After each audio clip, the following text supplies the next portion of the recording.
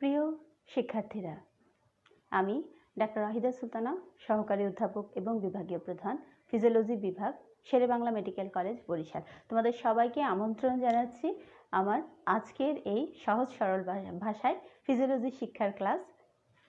আজ আমরা কথা বলবো কার্ডিওভাস্কুলার সিস্টেমের একটা অংশ, সেটা হচ্ছে ব্লাড প্রেশার নিয়ে।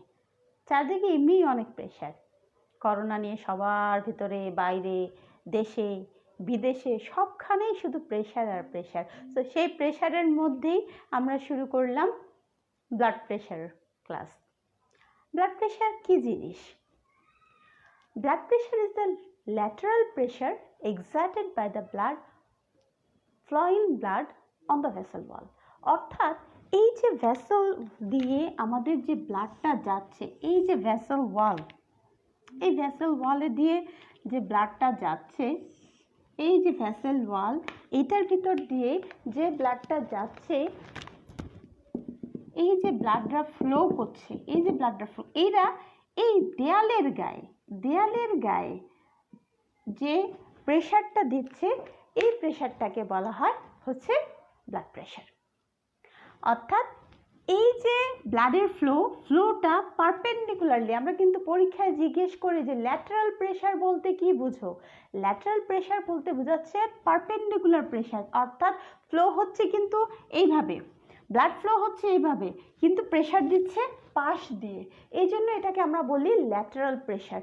ল্যাটারাল প্রেশার হচ্ছে যে কত ডিগ্রি, আমরা ভাই জিজ্ঞেস করি যে ল্যাটারাল প্রেশার যে বলছে, সেই ল্যাটারাল প্রেশার হচ্ছে কত ডিগ্রি, বলতে হবে দ্যাট ইজ 90 ডিগ্রি। অর্থাৎ ফ্লোয়িং ব্লাড ভেসেল ওয়ালের উপরে 90 ডিগ্রি প্রেশার করে, 90 ডিগ্রি অ্যাঙ্গেল করে হচ্ছে যে প্রেশারটা দিচ্ছে, একে আমরা বলছি হচ্ছে ল্যাটারাল প্রেশার। ল্যাটারাল প্রেশার, মনে করো একটা ঘরের মধ্যে অনেক মানুষ আছে, গাদাগাদি হচ্ছে, চেঁচামেচি গাদাগাদি হচ্ছে, তো স্বাভাবিক কী হবে? প্রেশার কোথায় পড়বে? দেয়ালে। একসময় কিন্তু মানুষগুলো এরকম করে দেয়ালের গায়ে গিয়ে ধাক্কা খাবে, পাশের যে দেয়াল আছে সে দেয়ালের গায়ে ধাক্কা খাবে, এই যে ধাক্কা খাচ্ছে, এই ধাক্কাটাই কিন্তু ল্যাটারাল প্রেশার। একই রকমভাবে ব্লাড যখন ফ্লো হয়, আমরা জানি ব্লাডের ফ্লো কয় ধরনের হয়? ব্লাডের ফ্লো দুই ধরনের হয়। একটা হচ্ছে ল্যামিনাল ফ্লো, আমরা যে দেখছি যে ফ্লোটা হচ্ছে কলাম ধরে ব্লাডের মধ্যে দিয়ে চলে যাচ্ছে, এটাকে বলা হয় ল্যামিনাল ফ্লো। আরেকটা ফ্লো হচ্ছে টার্বুলেন্স ফ্লো হচ্ছে যদি আমরা ব্লাডটাকে কোথাও আটকে দিয়ে হঠাৎ করে ছাড়ি প্রেশারে, এটা কি করবে? এরকম ঘূর্ণির মতো ঘুরে ঘুরে তারপরে যাবে, এটাকে বলা হয় turbulence flow. So normal blood pressure হচ্ছে ল্যামিনাল ফ্লো দিয়ে যায়। সো ল্যামিনাল ফ্লোয়িং ব্লাড যেটা, সে তার ভেসেল ওয়ালের গায়ে 90 ডিগ্রি অ্যাঙ্গেল করে প্রেশার দিচ্ছে, এই প্রেশারটাকেই আমরা বলছি ব্লাড প্রেশার। সো ব্লাড প্রেশারের ডেফিনেশন হচ্ছে it is the lateral pressure exerted by the flowing blood, অর্থাৎ ফ্লো করছে যে blood, flowing blood on the vessel wall, on the vessel wall। তাহলে যে ব্লাড প্রেশার, এই ব্লাড প্রেশার কত ধরনের আছে? ব্লাড প্রেশার সাধারণত আমরা জানি 4 ধরনের হয়। একটা হচ্ছে সিস্টোলিক ব্লাড প্রেশার, একটা হচ্ছে ডায়াস্টোলিক ব্লাড প্রেশার, একটা হচ্ছে পালস প্রেশার, আর একটা হচ্ছে মিন প্রেশার। তাহলে আমরা যে বললাম ব্লাড প্রেশারের টাইপস কয় রকমের? ব্লাড প্রেশারের টাইপস হচ্ছে 4 ধরনের। একটা হচ্ছে সিস্টোলিক ব্লাড প্রেশার, একটা হচ্ছে ডায়াস্টোলিক ব্লাড প্রেশার, একটা হচ্ছে পালস প্রেশার, আর একটা হচ্ছে মিন প্রেশার। তাহলে systolic blood pressure, diastolic blood pressure, হচ্ছে পালস প্রেশার এবং মিন প্রেশার। এই যে 4টা প্রেশার আছে, এই 4টা প্রেশারের মধ্যে এই প্রথম দুটো প্রেশার আমরা মেজার করতে পারি, অর্থাৎ ব্লাড প্রেশার মেশিন দিয়ে আমরা মেজার করতে পারি, ঠিক আছে? তাহলে এই দুইটা হচ্ছে মেজারেবল প্রেশার, অর্থাৎ যেটা মেজার করা যায়, আমরা কোনো একটা যন্ত্র দিয়ে হচ্ছে মেজার করার, একটা নীতি হোক, পাল্লা হোক, যেটাই বলি আমরা, ব্লাড প্রেশারের যে আমাদের মেশিন আছে স্পিগমোম্যানোমিটার, সেই স্পিগমোম্যানোমিটার দিয়ে আমরা কিন্তু ব্লাড প্রেশারটাকে মাপতে পারতেছি। যেহেতু মেজার করতে পারছি, সেহেতু সিস্টোলিক এবং ডায়াস্টোলিক ব্লাড প্রেশারটাকে বলা হয় মেজারেবল প্রেশার।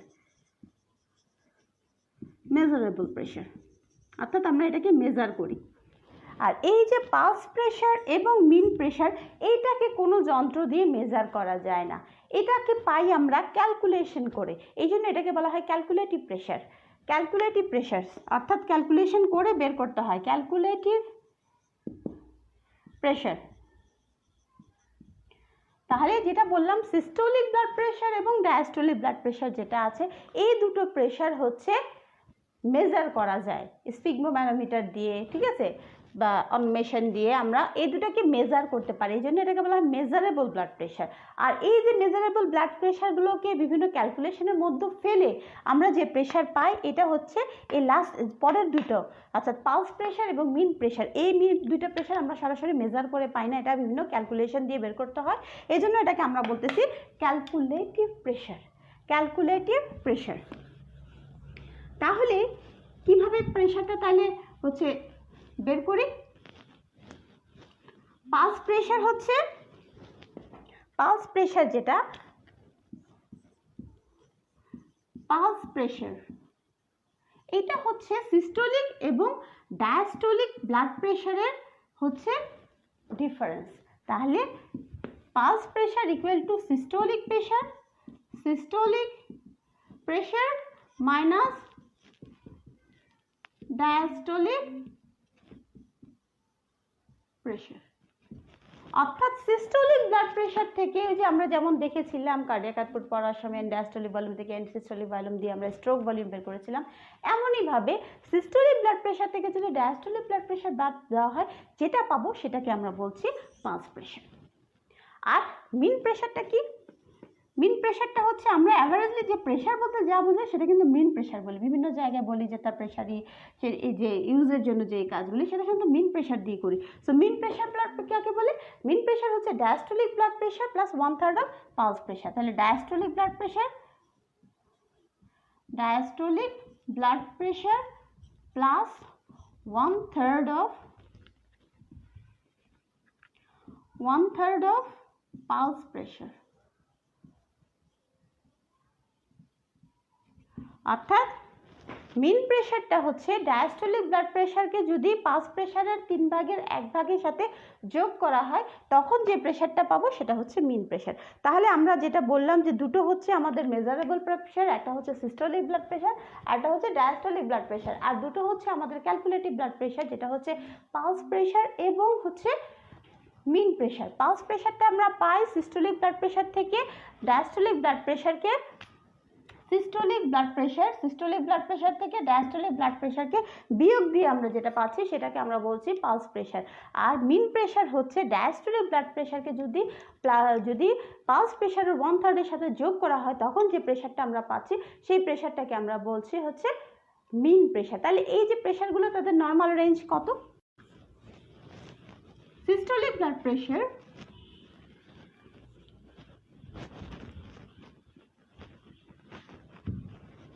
তাহলে সিস্টোলিক ব্লাড প্রেশার আমরা বলি এসবিপি কত হবে? আগে আমরা এটা বলতাম 110 থেকে 140, বাট এখন এটাকে চেঞ্জ করছে, বলা হয় 100 to 140 মিলিমিটার অফ মার্কারি।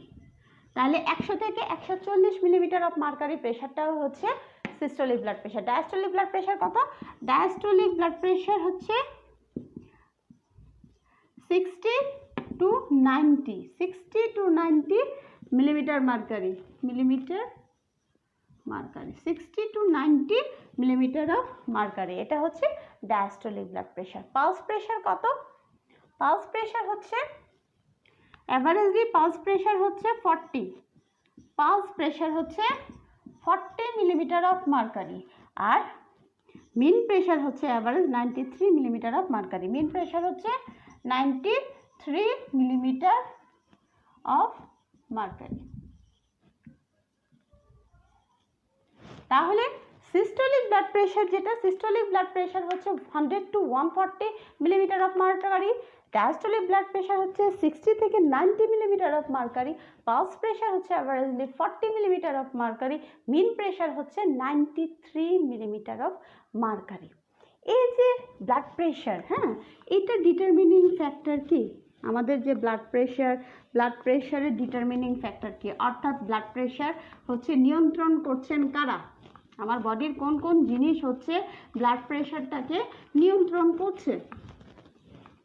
আমরা যেমন কার্ডিয়াক আউটপুটে দেখেছিলাম, cardiac output equal to stroke volume এবং হার্ট রেট, এখানে ব্লাড প্রেশারেও তাই, blood pressure equal to cardiac output into TPR, তার মানে টোটাল পেরিফেরাল রেজিস্ট্যান্স।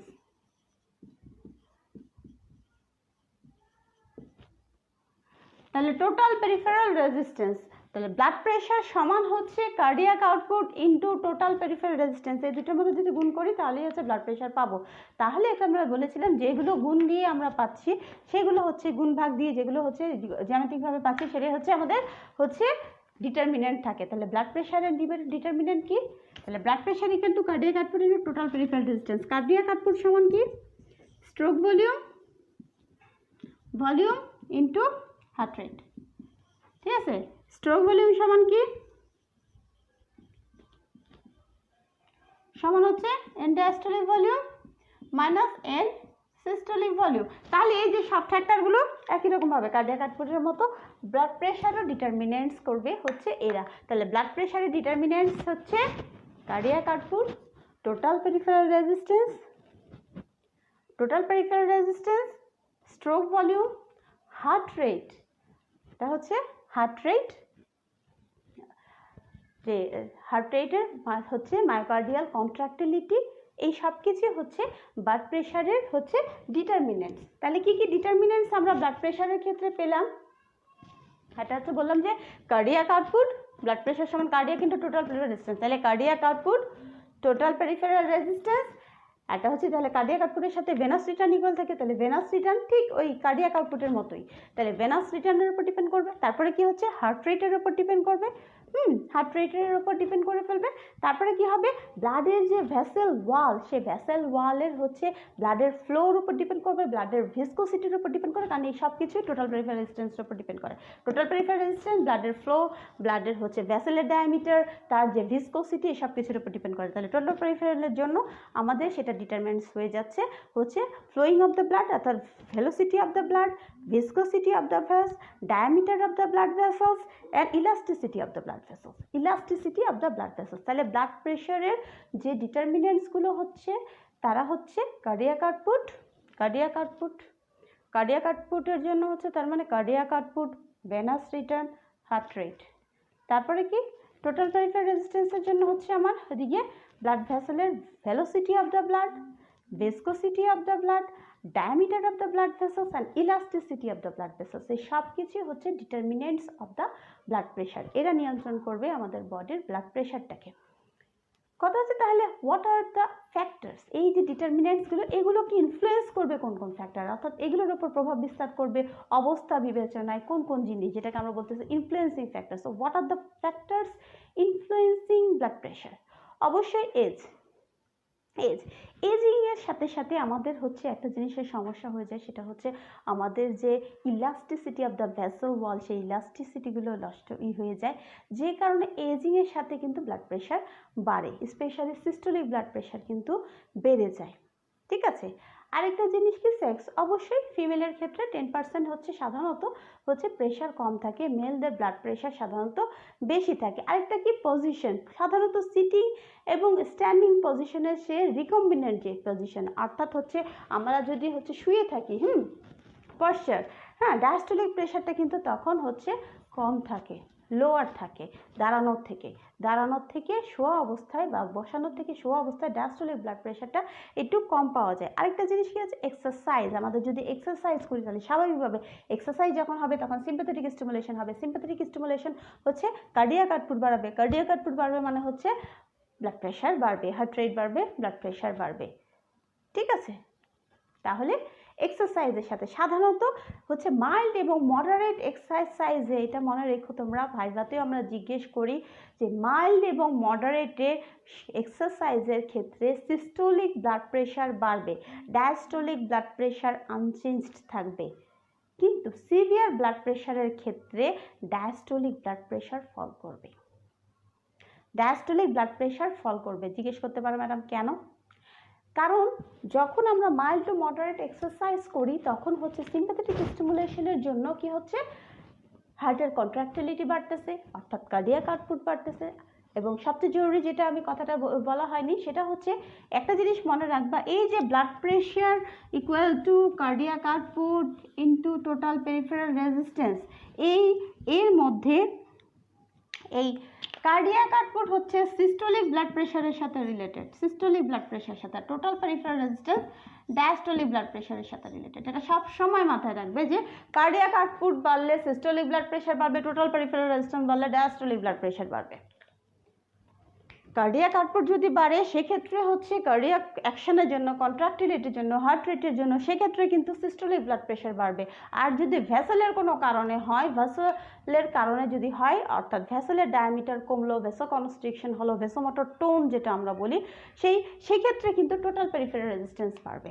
তো এক্সারসাইজের ক্ষেত্রে যেটা হয়, এক্সারসাইজের সময় যখন আমরা মাইল্ড টু মডারেট এক্সারসাইজ করি, সেই মাইল্ড টু মডারেট এক্সারসাইজের সময় সিস্টোলিক ব্লাড প্রেশার বাড়তে থাকে। কিন্তু যখন সিভিয়ার আমরা এক্সারসাইজ করি তখন কি হবে, যেহেতু আমি এক্সারসাইজ করছি, আমার প্রচুর অক্সিজেন লাগছে, ব্লাডের ফ্লো বাড়া হচ্ছে, সেই মাসলের মধ্যে হচ্ছে প্রচুর ব্লাড ফ্লো দিচ্ছে, এক সময় হার্ট কন্ট্রাকশন করে করে এই যে ব্লাড পাঠিয়ে আর পারে না, বলতে থাকে হার্ট টায়ার্ড হয়ে যায়, আমি আর পারছি না। তাহলে এই যে সেলগুলো যেগুলো অতিরিক্ত কাজ করছে, আমরা অনেক বেশি এক্সারসাইজ করছি, সেই যে সেলগুলো সেগুলো কি করবে, তার তো এনার্জি লাগবেই, তাকে কোনোভাবে এনার্জি তৈরি করতে হবে, কারণ সে কাজ করছে। তাহলে এই এনার্জিটা কোথা থেকে পাবে, সে এটিপি তৈরি করবে কি করে, সেই করার জন্য সে তখন এই অক্সিজেন দিয়ে, আমরা জানি অ্যারোবিক গ্লাইকোলাইসিস হয়, কিন্তু তখন সে অ্যানারোবিক গ্লাইকোলাইসিস শুরু করবে, যে ঠিক আছে অক্সিজেন আমি পাচ্ছি না, আমি অ্যানারোবিক গ্লাইকোলাইসিস শুরু করবো। যখনই আমরা অ্যানারোবিক গ্লাইকোলাইসিস শুরু করবে তখনই হচ্ছে ল্যাকটিক অ্যাসিড ফর্মেশন হবে। আর ল্যাকটিক অ্যাসিড যখনই ফর্মেশন হবে এটা একটা ভ্যাসোডাইলেটর হিসেবে কাজ করে। ল্যাকটিক অ্যাসিড ইজ এ ভ্যাসোডাইলেটর, তার মানে ব্লাড ভেসেলস ডাইলেট করে যাবে। যখনই ব্লাড ভেসেল ডাইলেট হবে তখনই টোটাল পেরিফেরাল রেজিস্ট্যান্স ড্রপ করবে। টোটাল পেরিফেরাল রেজিস্ট্যান্স যখন কমে যাবে তখন blood pressure, diastolic blood pressure কমে যাবে। তাহলে কি বললাম, আমরা বললাম যে সিস্টোলিক ব্লাড প্রেশার হচ্ছে কার্ডিয়াক আউটপুটের সাথে রিলেটেড এবং ডায়াস্টোলিক ব্লাড প্রেশার হচ্ছে টোটাল পেরিফেরাল রেজিস্ট্যান্সের সাথে রিলেটেড। এক্সারসাইজে আমাদের ব্লাড প্রেশার বাড়ে, মাইল্ড টু মডারেট এক্সারসাইজের ক্ষেত্রে সিস্টোলিক ব্লাড প্রেশার বাড়তে থাকে, ট্রিমেন্ডাস বেড়ে যায়, সিস্টোলিক ব্লাড প্রেশার বাড়ছে। কারণ কি, সিম্প্যাথেটিক অ্যাক্টিভেশন হচ্ছে, যেহেতু অক্সিজেনের নিড বেড়ে যাচ্ছে, কার্ডিয়াক কন্ট্রাক্টিলিটি বাড়তেছে, ঠিক আছে, কার্ডিয়াক আউটপুট বাড়তেছে হচ্ছে, সে কারণে সিস্টোলিক ব্লাড প্রেশার বাড়ছে। ডায়াস্টোলিক ব্লাড প্রেশার আনচেঞ্জ থাকতেছে না মডারেট এক্সারসাইজ পর্যন্ত। কিন্তু যখন সিভিয়ার এক্সারসাইজ করছি অক্সিজেন ইউজড আপ হয়ে যাচ্ছে, যে অক্সিজেন সাপ্লাই পাচ্ছে সে হার্ট যে হচ্ছে পাম্প করে করে যে অক্সিজেনটা দিচ্ছে ব্লাডের মাধ্যমে, সেই অক্সিজেনটা সাফিসিয়েন্ট থাকে না তার ওয়ার্ক লোডটা নেওয়ার জন্য, তখন অ্যারোবিক গ্লাইকোলাইসিসের জায়গায় অ্যানারোবিক গ্লাইকোলাইসিস শুরু হয়ে যায়। তাহলে অ্যানারোবিক গ্লাইকোলাইসিস যখন হবে তখনই ল্যাকটিক অ্যাসিড তৈরি হয়ে যায়। আর যখন ল্যাকটিক অ্যাসিড তৈরি হয়, lactic acid is a vasodilator. So vasodilation যখনই হবে, যখনই ব্লাডের ভেসেলের ডায়ামিটার বেড়ে যাচ্ছে, রেজিস্ট্যান্স কমে যাচ্ছে, রেজিস্ট্যান্স যখন কমে যাচ্ছে তখন হচ্ছে ডায়াস্টোলিক ব্লাড প্রেশার কমে যাচ্ছে। সো আমরা যেটা বললাম মাইল্ড টু মডারেট এক্সারসাইজের, যেটা আরেকটা আমাদের কোশ্চেন আসে, the what is the effect of exercise on blood pressure. Blood প্রেশারের উপর এক্সারসাইজের ইফেক্ট কি বলতে হবে, মাইল্ড টু মডারেট এক্সারসাইজের ক্ষেত্রে সিস্টোলিক ব্লাড প্রেশার বাড়ে, ডায়াস্টোলিক ব্লাড প্রেশার আনচেঞ্জ থাকে। সিভিয়ার এক্সারসাইজের ক্ষেত্রে ডায়াস্টোলিক ব্লাড প্রেশার ফল করবে due to production of lactic acid which is a vasodilator that decreases the blood হচ্ছে ভেসেল ওয়াল হচ্ছে dilated করবে, ডাইলেশনের ফলে blood pressure, total peripheral resistance decrease হয়ে যাবে, ডিক্রিজ হওয়ার জন্য হচ্ছে আমরা হচ্ছে ডায়াস্টোলিক ব্লাড প্রেশার কম পাবো। So fall of the diastolic blood pressure, এটা হচ্ছে আমাদের। তাহলে আমরা যেটা বলছিলাম যে what are the factors that influence blood pressure, factors influence blood pressure হচ্ছে ফার্স্ট যেটা, সেটা হচ্ছে আমরা বললাম এজের সাথে বাড়বে, কারণ ইলাস্টিসিটি বেড়ে গিয়ে সিস্টোলিক, সাধারণত মনে রাখবে যে এজের সাথে সিস্টোলিক ব্লাড প্রেশারটা বাড়ে। তারপরে কি বললাম, আমরা বললাম যে সেক্সের ক্ষেত্রে 10% লেস ইন ফিমেলের ক্ষেত্রে। আরেকটা কি হচ্ছে বললাম পশ্চার, সাধারণত সিটিং এবং স্ট্যান্ডিং পজিশন হচ্ছে যদি আমরা শুই, সেক্ষেত্রে হচ্ছে আমাদের ডায়াস্টোলিক ব্লাড প্রেশারটা একটু কম থাকে। তারপরে কি এক্সারসাইজের যেটা আমরা বললাম মাইল্ড টু মডারেটের ক্ষেত্রে সিস্টোলিক ব্লাড প্রেশার বাড়ে, ডায়াস্টোলিক ব্লাড প্রেশার আনচেঞ্জ থাকে, সিভিয়ার এক্সারসাইজের ক্ষেত্রে ডায়াস্টোলিক ব্লাড প্রেশার ফল করে যায়।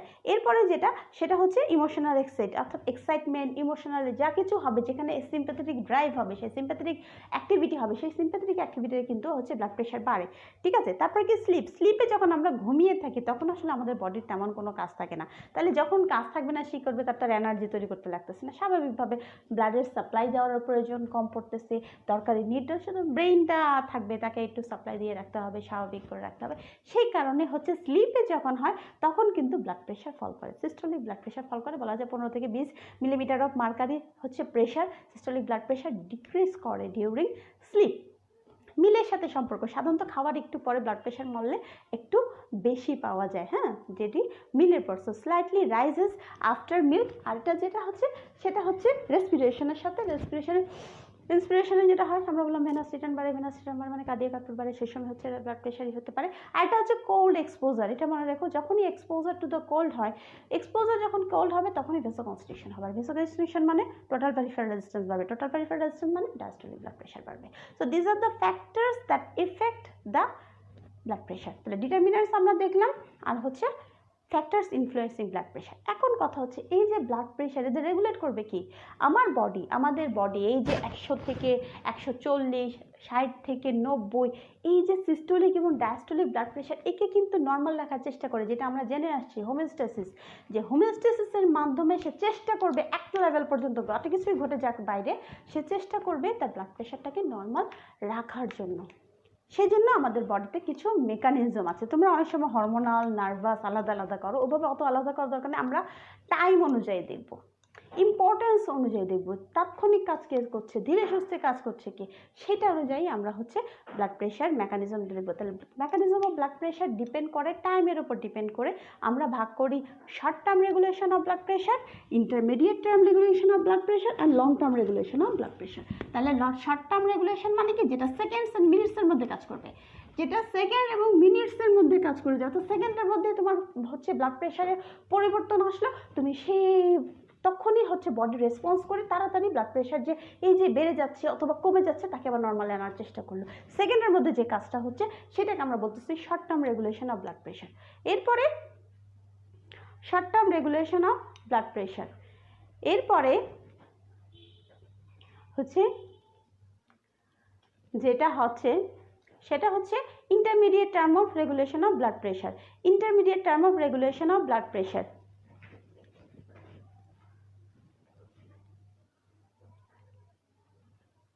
Intermediate term regulation of blood pressure হচ্ছে মিনিটস এবং আওয়ার্সের মধ্যে হচ্ছে এটা কাজ করে যাচ্ছে, মিনিটস এবং আওয়ার্সের মধ্যে।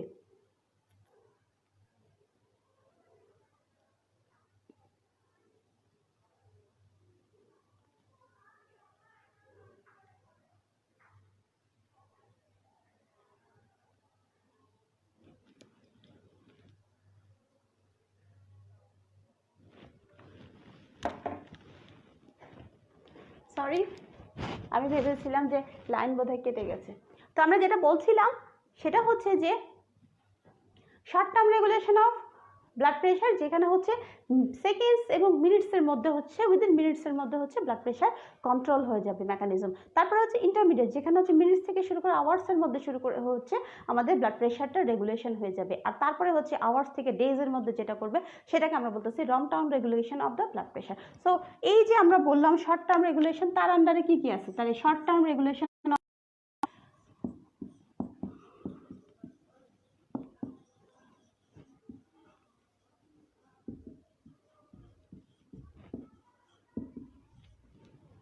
Short term regulation of blood pressure এর আন্ডারে হচ্ছে ব্যারোরিসেপ্টর ফিডব্যাক মেকানিজম, যেটা অনেক ইম্পর্ট্যান্ট একটা জিনিস। Baroreceptor feedback mechanism. এবং মনে রাখবা এই যে ব্লাড প্রেশার কন্ট্রোল মেকানিজমে আমাদের একটাই হচ্ছে ফিডব্যাক মেকানিজম আছে, যেটা হচ্ছে ব্যারোরিসেপ্টর ফিডব্যাক মেকানিজম। কোনো বইতে কেমোরিসেপ্টরটাকে ফিডব্যাক মেকানিজম দিচ্ছে, but chemoreceptor is not a feedback mechanism. So baroreceptor feedback mechanism, chemoreceptor mechanism,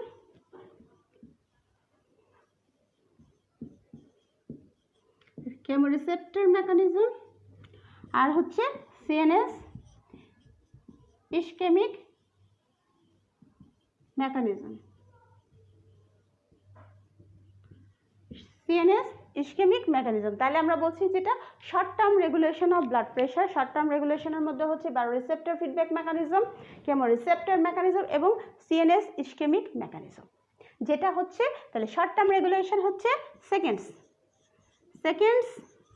two minutes, মুহূর্তের মধ্যে এটা কাজ করবে। সেকেন্ডস টু মিনিটসের মধ্যে হচ্ছে ব্লাড প্রেশার যেটা আপস অ্যান্ড ডাউন হচ্ছে সেটাকে আবার রেগুলেট করে নিয়ে আসবে, সেটাকে আমরা বলছি হচ্ছে short term regulation of blood pressure. এর আন্ডারে আমাদের আছে বায়োরিসেপ্টর ফিডব্যাক মেকানিজম, কেমোরিসেপ্টর মেকানিজম এবং সিএনএস ইসকেমিক মেকানিজম। এরপরে যেটা হচ্ছে intermediate term regulation of blood pressure. Intermediate regulation of blood pressure যেটা, সেখানে হচ্ছে আমাদের হচ্ছে তিনটা প্রসেসের মাধ্যমে সাধারণত ইন্টারমিডিয়েট রেগুলেশন হয়। একটা হচ্ছে renin angiotensin vasoconstriction mechanism, important এটা হচ্ছে। তাহলে 2 নম্বর আমরা বলেছিলাম ইন্টারমিডিয়েট, আমরা বলেছিলাম যে আগে শর্ট টার্ম রেগুলেশন, এরপরে যেটা হচ্ছে ইন্টারমিডিয়েট, হ্যাঁ,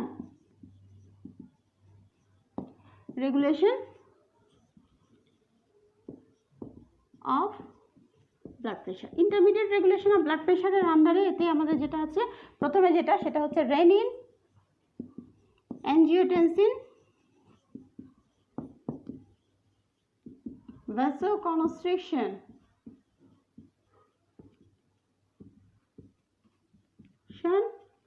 মেকানিজম। তাহলে রেনিন এনজিওটেনসিন ভ্যাসোকনস্ট্রিকশন মেকানিজম। তারপরে যেটা বিতে আছে সেটা হচ্ছে capillary fluid shift mechanism, capillary fluid shift mechanism, capillary fluid shift mechanism. আর সিতে 3 নম্বরে যেটা, সেটা হচ্ছে stress relaxation mechanism, stress relaxation mechanism. তাহলে যে ইন্টারমিডিয়েট হচ্ছে রেগুলেশন অফ ব্লাড প্রেশার, যাতে সাধারণত মিনিটস থেকে আওয়ার্সের মধ্যে আমাদের হচ্ছে ব্লাড প্রেশার রেগুলেশন করে, সেই আন্ডারে তার আন্ডারে হচ্ছে আমরা পাচ্ছি হচ্ছে রেনিন এনজিওটেনসিন ভ্যাসোকনস্ট্রিকশন মেকানিজম, হচ্ছে ক্যাপিলারি ফ্লুইড শিফট মেকানিজম এবং স্ট্রেস রিল্যাক্সেশন মেকানিজম। এরপর হচ্ছে লং টার্ম রেগুলেশন, যেটা দিন লাগিয়ে ফেলে আমাদের হচ্ছে, অর্থাৎ লম্বা সময় ধরে কাজ করে তারপরে ব্লাড প্রেশারটাকে কন্ট্রোল করা, সেটাকে আমরা বলছি long term regulation of the blood pressure. তাহলে 3 নম্বরে আমাদের যেটা, সেটা হচ্ছে 3 নম্বরে হচ্ছে long term regulation of blood pressure. এটার আন্ডারে দুটো হচ্ছে প্রসেস আছে, এটা হচ্ছে খুবই জরুরি, সেটা হচ্ছে renin angiotensin aldosterone mechanism, renin angiotensin aldosterone mechanism. আর B renin angiotensin aldosterone mechanism. আরেকটা যেটা হচ্ছে বি নাম্বারে, সেটা হচ্ছে renal body fluid mechanism, renal body fluid mechanism, renal body fluid mechanism. তাহলে আমরা যেটা বলছিলাম সেটা হচ্ছে long term regulation of blood pressure, তার আন্ডারে হচ্ছে দুটো, একটা হচ্ছে রেনিন অ্যাঞ্জিওটেনসিন অ্যালডোস্টেরন মেকানিজম, মনে রেখো। ইন্টারমিডিয়েট যেটা, ইন্টারমিডিয়েটটা হচ্ছে রেনিন অ্যাঞ্জিওটেনসিন ভ্যাসোকনস্ট্রিকশন মেকানিজম, ওখানে অ্যালডোস্টেরন নেই, আর শুধু ভ্যাসোকনস্ট্রিকশন করে কাজ করবে সে। আর এখানে যেটা হচ্ছে সেটা হচ্ছে রেনিন অ্যাঞ্জিওটেনসিন অ্যালডোস্টেরন মেকানিজম, সেটা হচ্ছে লং টার্মে। আর হচ্ছে কি রেনাল বডি ফ্লুইড মেকানিজম। তাহলে আমরা যেটা বললাম যে mechanism of regulation of blood প্রেশারে হচ্ছে শর্ট টার্ম রেগুলেশন, যেটাতে হচ্ছে উইদিন সেকেন্ডস টু মিনিটসের মধ্যে ব্লাড প্রেশার রেগুলেশন হয়, যেটাকে আমরা বলছি হচ্ছে এটার আন্ডারে তিনটা, একটা হচ্ছে বায়োরিসেপ্টর ফিডব্যাক মেকানিজম, দ্বিতীয়টা হচ্ছে কেমোরিসেপ্টর মেকানিজম, আর 3 নম্বর যেটা, সেটা হচ্ছে সিএনএস ইসকেমিক মেকানিজম। এরপরে যেটা ইন্টারমিডিয়েট, সাধারণত মিনিটস থেকে আওয়ার্সের মধ্যে হচ্ছে আমাদের ব্লাড প্রেশারটা কন্ট্রোল করে ফেলে, যেটাকে আমরা বলতেছি renin angiotensin vasoconstriction mechanism. Capillary fluid shift mechanism এবং স্ট্রেস রিল্যাক্সেশন মেকানিজম। আর তারপরে যেটা শেষে সেটা হচ্ছে long term regulation of blood pressure, অনেক সময় ধরে তারপরে ব্লাড প্রেশারটা রেগুলেট করে। সেক্ষেত্রে যেটা হয় সেটা হচ্ছে রেনিন, এনজিওটেনসিন, অ্যালডোস্টেরন মেকানিজম এবং হচ্ছে রেনাল বডি ফ্লুইড মেকানিজম। এখন এই যে মেকানিজমগুলো তারা কিভাবে কাজ করে সেটা নিয়ে আমরা একটু হচ্ছে এখন কথা বলবো। প্রথমে যেটা short term regulation of blood pressure সেটা হচ্ছে ব্যারোরিসেপ্টর ফিডব্যাক মেকানিজম। কেন বলছি ফিডব্যাক মেকানিজম? কেন ব্যারোরিসেপ্টর মেকানিজমকে ফিডব্যাক মেকানিজম বলা হয়? ব্যারোরিসেপ্টর মেকানিজমকে কেন ফিডব্যাক মেকানিজম বলা হয়? কারণ এটা ব্লাড প্রেশার কমলে বাড়ায়, বাড়লে কমায়, অর্থাৎ দুই দিকেই কাজ করছে। প্রেশার বেড়ে যাচ্ছে তাকে কমাচ্ছে, কমে যাচ্ছে তাকে বাড়াচ্ছে। এর জন্য এটাকে আমরা বলছি ফিডব্যাক মেকানিজম, অর্থাৎ নর্মালাইজ করছে, সেটা ফল করুক আর হচ্ছে বেড়ে যাক। সেজন্য ব্যারোরিসেপ্টর মেকানিজমকে আমরা হচ্ছে বলি হচ্ছে baroreceptor feedback mechanism. And baroreceptor feedback mechanism যে করবে সেটার জন্য কী করতে হবে? সেটা হচ্ছে ব্যারোরিসেপ্টর। তাহলে মানে কি? ব্যারো মানে কি? বাতাস। রিসেপ্টর মানে কি? যে রিসিভ করে। তাহলে বাতাস মানে বাতাসের চাপ, অর্থাৎ বাতাসের কোনো প্রেশারের উপর যেটা আমরা স্পিকিং ম্যানোমিটারে ইউজ করি, ঠিক আছে, ব্যারোমিটারের মতো করে। তাহলে সেইখানে তাহলে এমন আমাদের রিসেপ্টর আছে আমাদের বডিতে, যেটা এই যে চাপ, যে ভ্যাসেলের ভিতরে যে চাপ কমে যাচ্ছে বা বেড়ে যাচ্ছে সেটাকে সে ডিটেক্ট করতে পারে। সে রিসেপ্টরটা লাগিয়ে দেওয়া হচ্ছে। তাহলে এখান দিয়ে যখন ব্লাড যাবে, ওই এরিয়া দিয়ে যখন ব্লাড যাবে, সে নিয়ন্ত্রণ করে বুঝতে পারবে যে প্রেশারটা এখন কি নর্মাল আছে, বেড়ে যাচ্ছে না কমে যাচ্ছে। তাহলে যদি কমে যায় সে একরকম সিগন্যাল পাঠাবে, যদি বেড়ে যায় তাহলে আরেক রকম সিগন্যাল পাঠাবে। এর উপর ভিত্তি করে সে ব্লাড প্রেশারটাকে কন্ট্রোল করবে, যেটাকে আমরা বলছি ব্যারোরিসেপ্টরস। সো ব্যারোরিসেপ্টরসগুলো কোথায় থাকে? ব্যারোরিসেপ্টরসগুলো থাকে হচ্ছে আমাদের আর্চ অফ অ্যাওর্টাতে। এই যে আমার হার্ট, এই হার্ট থেকে যে আর্চ অফ অ্যাওর্টা আছে, arch of aorta, AOA, arch of aorta, সেখানে থাকবে ব্যারোরিসেপ্টরস। আর কোথায় থাকবে? আরেকটা থাকবে, সেটা হচ্ছে আমাদের যে কমন ক্যারোটিড আর্টারি আছে। এই যে কমন ক্যারোটিড আর্টারি, এইটা যখন বাইফার্কেশন হলো, যে ইন্টারনাল ক্যারোটিড আর্টারি তৈরি হলো, সেখানে আছে। তাহলে এটার নাম যেটা, সেটা হচ্ছে carotid sinus. Carotid sinus, carotid sinus. আর এখানে যেটা আছে সেটা অ্যাওর্টিক আছে। তাহলে carotid sinus, aortic arch. Carotid sinus, aortic আর্চে হচ্ছে সাধারণত বেশি পরিমাণে থাকে, হ্যাঁ, অ্যাওর্টিক আর্চের ওয়ালের মধ্যে বেশি পরিমাণে থাকে। এই দুটো ছাড়াও কিন্তু সামান্য পরিমাণে হচ্ছে এই যে রিসেপ্টর, সেগুলো পাওয়া যায় কোথায়? হচ্ছে থোরাসিক, এই যে থোরাসিক এবং নেক রিজিয়নে যে ভেসেলসগুলো আছে, ঠিক আছে, তাদের লার্জ যে আর্টারিগুলো আছে, তা থোরাসিক নেক রিজিয়নে যে লার্জ আর্টারি আছে তাদের ওয়ালেও কিন্তু সামান্য পরিমাণ করে এই রিসেপ্টর পাওয়া যায়। মেইনলি পাওয়া যাচ্ছে কোথায়? ব্যারোরিসেপ্টরসগুলো মেইনলি পাওয়া যাচ্ছে হচ্ছে এই যে ক্যারোটিড সাইনাস, যেটা হচ্ছে bifurcation of the common carotid artery একটু উপরে, যেখানে ইন্টারনাল ক্যারোটিড আর্টারি শুরু হলো, সেইখানে হচ্ছে আমাদের পাওয়া যায় ক্যারোটিড সাইনাস। আরেকটা হচ্ছে আর্চ অফ অ্যাওর্টার ওয়ালের মধ্যে হচ্ছে পাওয়া যায়, সেটাকে বলছি আমরা অ্যাওর্টিক আর্চ। আর স্মল অ্যামাউন্টের থাকে হচ্ছে থোরাসিক এবং নেক রিজিয়নের যে লার্জ ভেসেলসগুলো আছে, তাদের হচ্ছে গায়ে হচ্ছে খুব সামান্য পরিমাণে হচ্ছে এই রিসেপ্টরগুলো পাওয়া যায়। তাহলে এই যে রিসেপ্টরের লোকেশন আমরা বললাম ব্যারোরিসেপ্টর, সে আসলে কীভাবে কাজ করে? তাহলে আগে বললাম যে ব্যারোরিসেপ্টর তার মানে প্রেশারের সাথে রিলেটেড থাকবে। সে কীভাবে কাজ করবে তাহলে?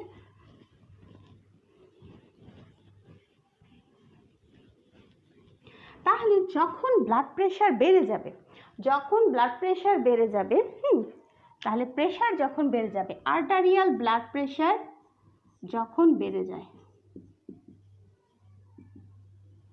ব্লাড প্রেশার বেড়ে গেল, এই যে ব্লাড প্রেশার বেড়ে গেল, এই ব্লাডটা ফ্লো হচ্ছে কোথা দিয়ে? অ্যাওর্টিক আর্চ দিয়ে আর হচ্ছে ক্যারোটিড আর্টারি দিয়ে, ইন্টারনাল ক্যারোটিড আর্টারি দিয়ে। তাহলে এই দুইটা জায়গায় যে আমরা বললাম যে আমাদের যে হচ্ছে অ্যাওর্টিক আর্চ এবং হচ্ছে কমন ক্যারোটিড আর্টারি যেটা আছে, কমন ক্যারোটিড আর্টারি এখান থেকে যে শুরু হলো, মনে করি যে কমন ক্যারোটিড আর্টারির বাইফার্কেশন, ইন্টারনাল ক্যারোটিড আর্টারি, এইখানে যে আছে ব্যারোরিসেপ্টরসগুলো আছে, তারা স্টিমুলেটেড হয়ে গেল। প্রেশার যখন বেড়ে গেল, এর ভিতর দিয়ে যখন যাচ্ছে ব্লাড, অর্থাৎ হার্ট পাম্প করলো, এদিক দিয়ে যাচ্ছে। আমরা বলেছিলাম যে অ্যাওর্টার হচ্ছে প্রেশারটাই কিন্তু আমাদের বডির প্রেশারটা আমরা বলি যেটা। তাহলে সেই প্রেশারটা দেখলো সে, এই রিসেপ্টর দিয়ে যখন যাচ্ছে ব্লাডটা ফ্লো হচ্ছে, সে বুঝতে পারে যে প্রেশার বেড়ে গেছে। প্রেশার বেড়ে গেছে, যখন প্রেশারটা বেড়ে গেল তখন সিগন্যাল পাঠালো সে কিসের মাধ্যমে? ভ্যাগাস নার্ভ দিয়ে। তাহলে ভ্যাগাস নার্ভ এই সিগন্যাল নিয়ে গেল, ভ্যাগাস নার্ভ সিগন্যাল নিয়ে চলে গেল। আর যেটা ইন্টারনাল ক্যারোটিড আর্টারি, যেখানে হচ্ছে ক্যারোটিড সাইনাস আছে, সেখান থেকে বলা হয় হ্যারিংস নার্ভ। এটাকে বলা হয় হ্যারিংস নার্ভ, হ্যারিংস নার্ভ।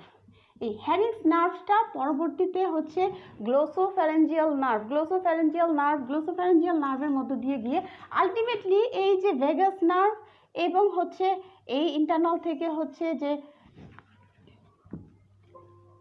এই ভেগাস নার্ভ এবং ইন্টারনাল ক্যারোটিড থেকে যে হচ্ছে গ্লোসোফ্যারেঞ্জিয়াল নার্ভ দিয়ে যাবে, এরা যায় পৌঁছাবে হচ্ছে আমাদের মেডুলাতে। আমাদের ব্রেড স্টেমের যে মেডুলা আছে সেই মেডুলাতে আমাদের আছে ভেসোমোটর এরিয়া। কোথায় আছে? Vasomotor area.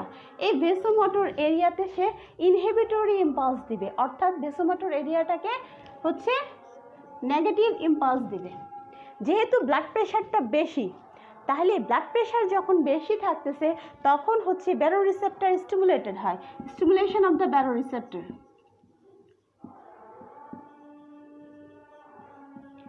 ব্যারোরিসেপ্টর স্টিমুলেটেড হয়ে ভেগাস নার্ভ এবং হ্যারিংস নার্ভ, যেটা পরবর্তীতে হচ্ছে গ্লোসোফ্যারেঞ্জিয়াল নার্ভের মধ্য দিয়ে মেডুলাতে পৌঁছে, যেটা হচ্ছে আমাদের ভেসোমোটর সেন্টার।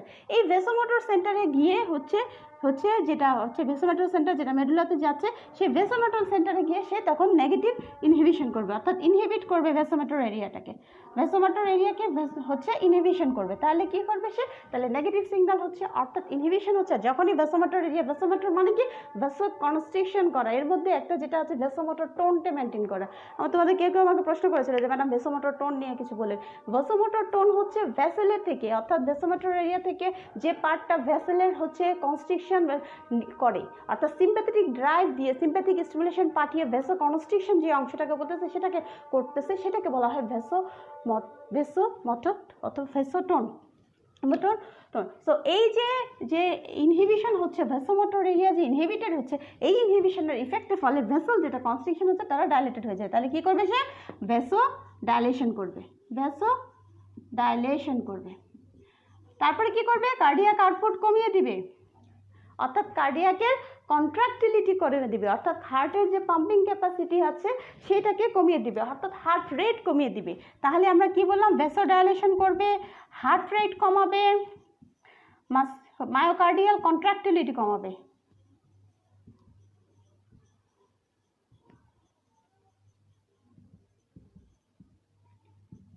তাহলে আমরা কি বললাম?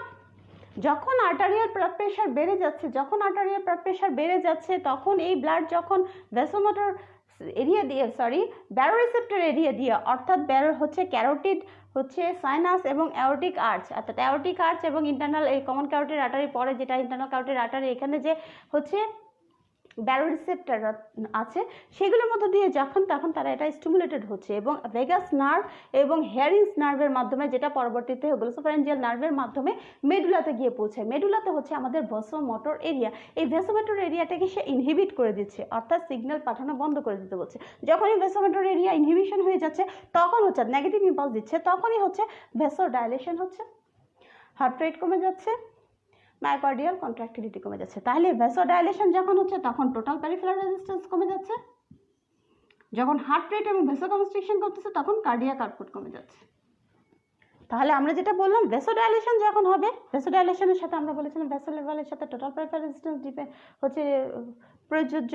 সো ভেসোডাইলেশন হচ্ছে তখন টোটাল পেরিফেরাল রেজিস্ট্যান্স কমে যাচ্ছে, আর যখন হচ্ছে হার্ট রেট কমে যাচ্ছে এবং মায়োকার্ডিয়াল কন্ট্রাক্টিলিটি, হার্টের যে কন্ট্রাকশন, সেই কন্ট্রাকশন যখন কমে যাচ্ছে তখন কার্ডিয়াক আউটপুট কমে যাচ্ছে। আমরা আগে হচ্ছে কার্ডিওডিনামিক্সে দেখেছিলাম যে হার্ট রেটের সাথে কন্ট্রাক্টিলিটির সাথে কার্ডিয়াক আউটপুটের সম্পর্ক।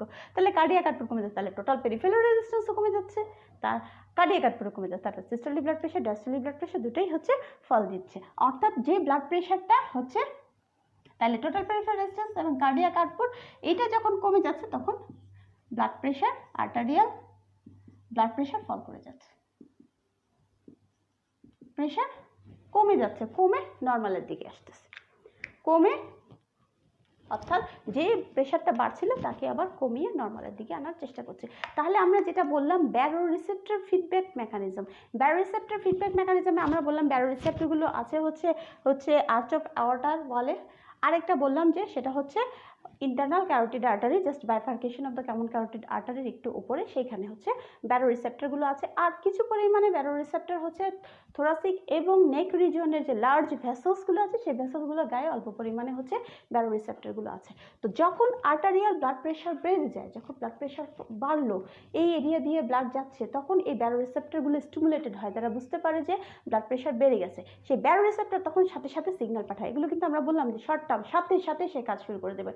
সাথে সাথে হচ্ছে ভ্যাগাস নার্ভ দিয়ে এবং হ্যারিংস নার্ভ দিয়ে ইম্পালস পাঠায়। হ্যারিংস নার্ভ পরবর্তীতে গ্লোসোফ্যারিঞ্জিয়াল নার্ভকে সাথে হেল্প নিয়ে হচ্ছে মেডুলাতে পৌঁছায়। তো যেখানে তাদের সেন্টার, তাদেরকে জানানো হয় যে ব্লাড প্রেশার বেড়ে গেছে, তখন ভ্যাসোমোটর সেন্টারটা চুপচাপ হয়ে যায়, যে এখানে আর কাজ করা যাবে না, চুপ হয়ে থাকে, অর্থাৎ নেগেটিভ ইম্পালস দিচ্ছে, তারা গিয়ে খবর দিয়ে নেগেটিভেট করতেছে। যখন ভ্যাসোমোটর সেন্টার হচ্ছে ইনহিবিশন হয়ে যাচ্ছে, তখন হচ্ছে কি, তাহলে স্বাভাবিক ভ্যাসেলে যে টোন ধরে রাখছিল সেই টোন ধরে রাখতেছে না। তো আলটিমেটলি কি হচ্ছে, ভ্যাসোডাইলেশন হচ্ছে। আরেকটা কি হচ্ছে, হার্ট এসে কন্ট্রাকশন করাচ্ছে, তাহলে হার্টের কন্ট্রাক্টিলিটি হচ্ছে করছে, কন্ট্রাকশন বাড়ছে, অর্থাৎ মায়োকার্ডিয়াল কন্ট্রাক্টিলিটি বাড়তেছে, হার্ট রেট বাড়তেছে। ফলে কি হচ্ছে, আমাদের কার্ডিয়াক আউটপুট বাড়ছে, টোটাল পেরিফেরাল রেজিস্ট্যান্স বাড়ছে। তার মানে হচ্ছে আর্টারিয়াল ব্লাড প্রেশার হচ্ছে, আমি একটু বলেছি, ভ্যাসোডাইলেশন হচ্ছে যখন হার্ট রেট কমতেছে এবং মায়োকার্ডিয়াল কন্ট্রাক্টিলিটি কমতেছে। তো মায়োকার্ডিয়াল কন্ট্রাক্টিলিটি এবং হার্ট রেট কমার কারণে কার্ডিয়াক আউটপুট কমতেছে। আর হচ্ছে টোটাল পেরিফেরাল রেজিস্ট্যান্স, ভ্যাসোডাইলেশনের জন্য টোটাল পেরিফেরাল রেজিস্ট্যান্স কমে যাচ্ছে।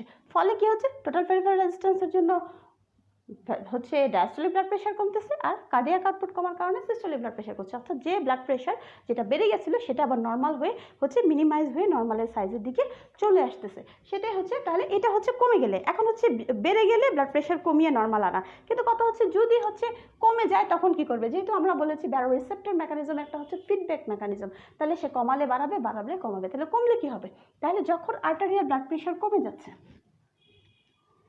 যখন আর্টারিয়াল ব্লাড প্রেশার ডিক্রিজ করছে, তখন কি হচ্ছে, আর্টারিয়াল ব্লাড প্রেশার যখন ডিক্রিজ করে, এই জিনিসটা একটু খেয়াল করবে, এগুলো বইগুলোতে বিশেষ করে তোমরা যারা নোটবুকে পড়ো সেখানে কিছু জিনিসের ভুল আছে। যখন আর্টারিয়াল প্রেশার ফল করছে, ব্লাড প্রেশার যেহেতু এটা ব্যারোরিসেপ্টর, তার মানে ব্লাড প্রেশার যে নর্মাল থাকলে বুঝতে পারবে, কিন্তু কমে গেলে সে কিন্তু আর স্টিমুলেটেড হচ্ছে না। তাহলে ব্যারোরিসেপ্টরে কোনো স্টিমুলেশন নাই, নো স্টিমুলেশন, ব্যারোরিসেপ্টরে স্টিমুলেশন নাই। ফলে এই যে ব্যারোরিসেপ্টরটা হচ্ছে ভেগাস নার্ভ আর এগুলোর মাধ্যমে ভ্যাসোমোটর সেন্টারটাকে ইনহিবিট করে রাখছিল, সে ইনহিবিট করার লোক নাই। যখনই তাকে ইনহিবিশন করার লোক থাকবে না, তার মানে সে এক্সাইটেড হবে, আর এক্সাইটেড যখন হয়ে যাবে তখন হচ্ছে সেই ভেসোডাইলেশন যেটা ছিল সেটা ভেসোকনস্ট্রিকশন হয়ে যাবে, হার্ট রেট যেটা কমেছিল সেটা বেড়ে যাবে, এবং কার্ডিয়াক কন্ট্রাক্টিলিটি যেটা কমেছিল সেটাও বেড়ে যাবে। অর্থাৎ অটোমেটিক্যালি যেগুলো কমে গিয়েছিল সেগুলো বেড়ে যাবে। তাহলে আমরা যেটা বলছিলাম সেটা হচ্ছে যে যখন আর্টারিয়াল ব্লাড প্রেশার ফল করবে তখন ব্যারোরিসেপ্টরে কোনো স্টিমুলেশন থাকবে না, কারণ সেটা প্রেশারের উপর ডিপেন্ড করে, বাড়লে সে স্টিমুলেটেড হবে। সো ব্যারোরিসেপ্টরে যখন স্টিমুলেশন নাই তখন হচ্ছে এরা যে ইনহিবিশনে ইম্পালস দিয়ে রাখছে ভ্যাসোমোটর সেন্টারগুলোতে, ভ্যাসোমোটর এরিয়াতে যে ইনহিবিশন ছিল সেই ইনহিবিশন নাই। তো ইনহিবিশন না থাকলে এক্সাইটেশন থাকবে, তাহলে আলটিমেটলি যে হচ্ছে ভ্যাসোডাইলেশন ছিল, সেই ডাইলেশনের যে নেগেটিভ ইম্পালসের জন্য যে ইম্পালস ছিল, সেই ভ্যাসোডাইলেশন নাই, যেহেতু কার্ডিয়াক কন্ট্রাক্টিলিটি কমিয়ে রাখা ছিল সেটারই ইম্পালস নাই, তাহলে কী হবে, তারা তখন বেড়ে যাবে। সো ভেসোডাইলেশন যেটা ছিল ভেসোকনস্ট্রিকশন হয়ে যাবে, কার্ডিয়াক কন্ট্রাক্টিলিটি যেটা কমে গেছিলো সেটা বেড়ে যাবে, হার্ট রেট যেটা কমে গেছিলো সেটা বেড়ে যাবে। আলটিমেটলি কী হবে, ব্লাড প্রেশার বেড়ে গিয়ে নর্মাল চলে আসবে। তাহলে আমরা যেটা দেখলাম যে ব্যারোরিসেপ্টর মেকানিজমের মাধ্যমে ব্লাড প্রেশার কমলে বাড়ানো যাচ্ছে, বাড়লে কমে যাচ্ছে, নর্মালাইজ হচ্ছে। এই জন্য ব্যারোরিসেপ্টর মেকানিজমকে বলা হয় ফিডব্যাক মেকানিজম। এখন তাহলে পরবর্তী যেটা সেটা হচ্ছে আমাদের কেমোরিসেপ্টর মেকানিজম। কেমোরিসেপ্টর মেকানিজম কোনো বইয়ে কেমোরিসেপ্টর ফিডব্যাক মেকানিজম বলছে, কিন্তু এখানে ফিডব্যাকের তেমন ইফেক্ট নাই কেমোরিসেপ্টরে। সো কেমোরিসেপ্টর তাহলে কোথায় আছে, একই জায়গায়। হ্যাঁ, আমরা যেটা ব্যারোরিসেপ্টরের জন্য জায়গা ঠিক করছি, ঠিক আছে, কেমোরিসেপ্টরে কিন্তু একই রকম আছে, সেটাকে নামটা শুধু আলাদা। এখানে ছিল ক্যারোটিড সাইনাস, আর এখানে বলবো ক্যারোটিড বডি, কিন্তু আর অ্যাওর্টিক আর্চ। তাহলে একই জায়গায় একই স্থানে হচ্ছে যে পজিশনগুলো কেমিক্যাল রিসেপ্টরস থাকতেছে সেখানে, তাহলে সেখানে থাকতেছে ক্যারোটিড বডি আর হচ্ছে অ্যাওরটিক আর্চে। তাহলে এইখানে জায়গা হচ্ছে আমাদের কেমোরিসেপ্টর সেন্টার আছে, তাহলে ব্যারোরিসেপ্টরের জায়গায় কেমোরিসেপ্টর ওইখানে কিছু আছে। তাহলে কেমোরিসেপ্টর যেগুলো আছে, কেমোরিসেপ্টর এটাকে বলা হয় ক্যারোটিড বডি, আগেরটা ছিল ক্যারোটিড সাইনাস আর অ্যাওরটিক আর্চ। অ্যাওরটিক আর্চের বলে কেমোরিসেপ্টরও আছে, আর এখানে হচ্ছে ক্যারোটিড বডি নামক হচ্ছে এরিয়া আছে যেটা কেমোরিসেপ্টর এরিয়া, অ্যাওরটিক আর্চ। এরা হচ্ছে স্টিমুলেটেড হয়। কখন স্টিমুলেটেড হবে? যখন হচ্ছে পার্শিয়াল প্রেশার অফ অক্সিজেন কমে যাবে। পার্শিয়াল প্রেশার অফ অক্সিজেন যখন কমে যাবে এবং carbon dioxide partial pressure of oxygen যখন কমে যাবে এবং partial pressure of carbon dioxide যখন বেড়ে যাবে। স্বাভাবিকভাবে যখন অক্সিজেন কমে যাবে তখন হচ্ছে কার্বন ডাইঅক্সাইড বেড়ে যাবে। সো যখন মনে করে ব্লাড প্রেশার ফল করলো, ব্লাড প্রেশার যখন ফল করলো তখন কি হবে? ব্লাডের ফ্লো কমে গেল। ব্লাড প্রেশার ফল করা মানে হচ্ছে কেমোরিসেপ্টরের এরিয়া হচ্ছে ব্লাডের ফ্লো কমে গেল। তাহলে ফ্লো কমে যাওয়া মানে সে অক্সিজেন কম পাচ্ছে। তাহলে এই যে অক্সিজেন কম পাচ্ছে, অক্সিজেন এখানে কম আছে, এটাতে কিন্তু আমাদের হচ্ছে যে কেমোরিসেপ্টর এরিয়া আছে সেই কেমোরিসেপ্টর এরিয়াটা স্টিমুলেটেড হয়ে যাবে।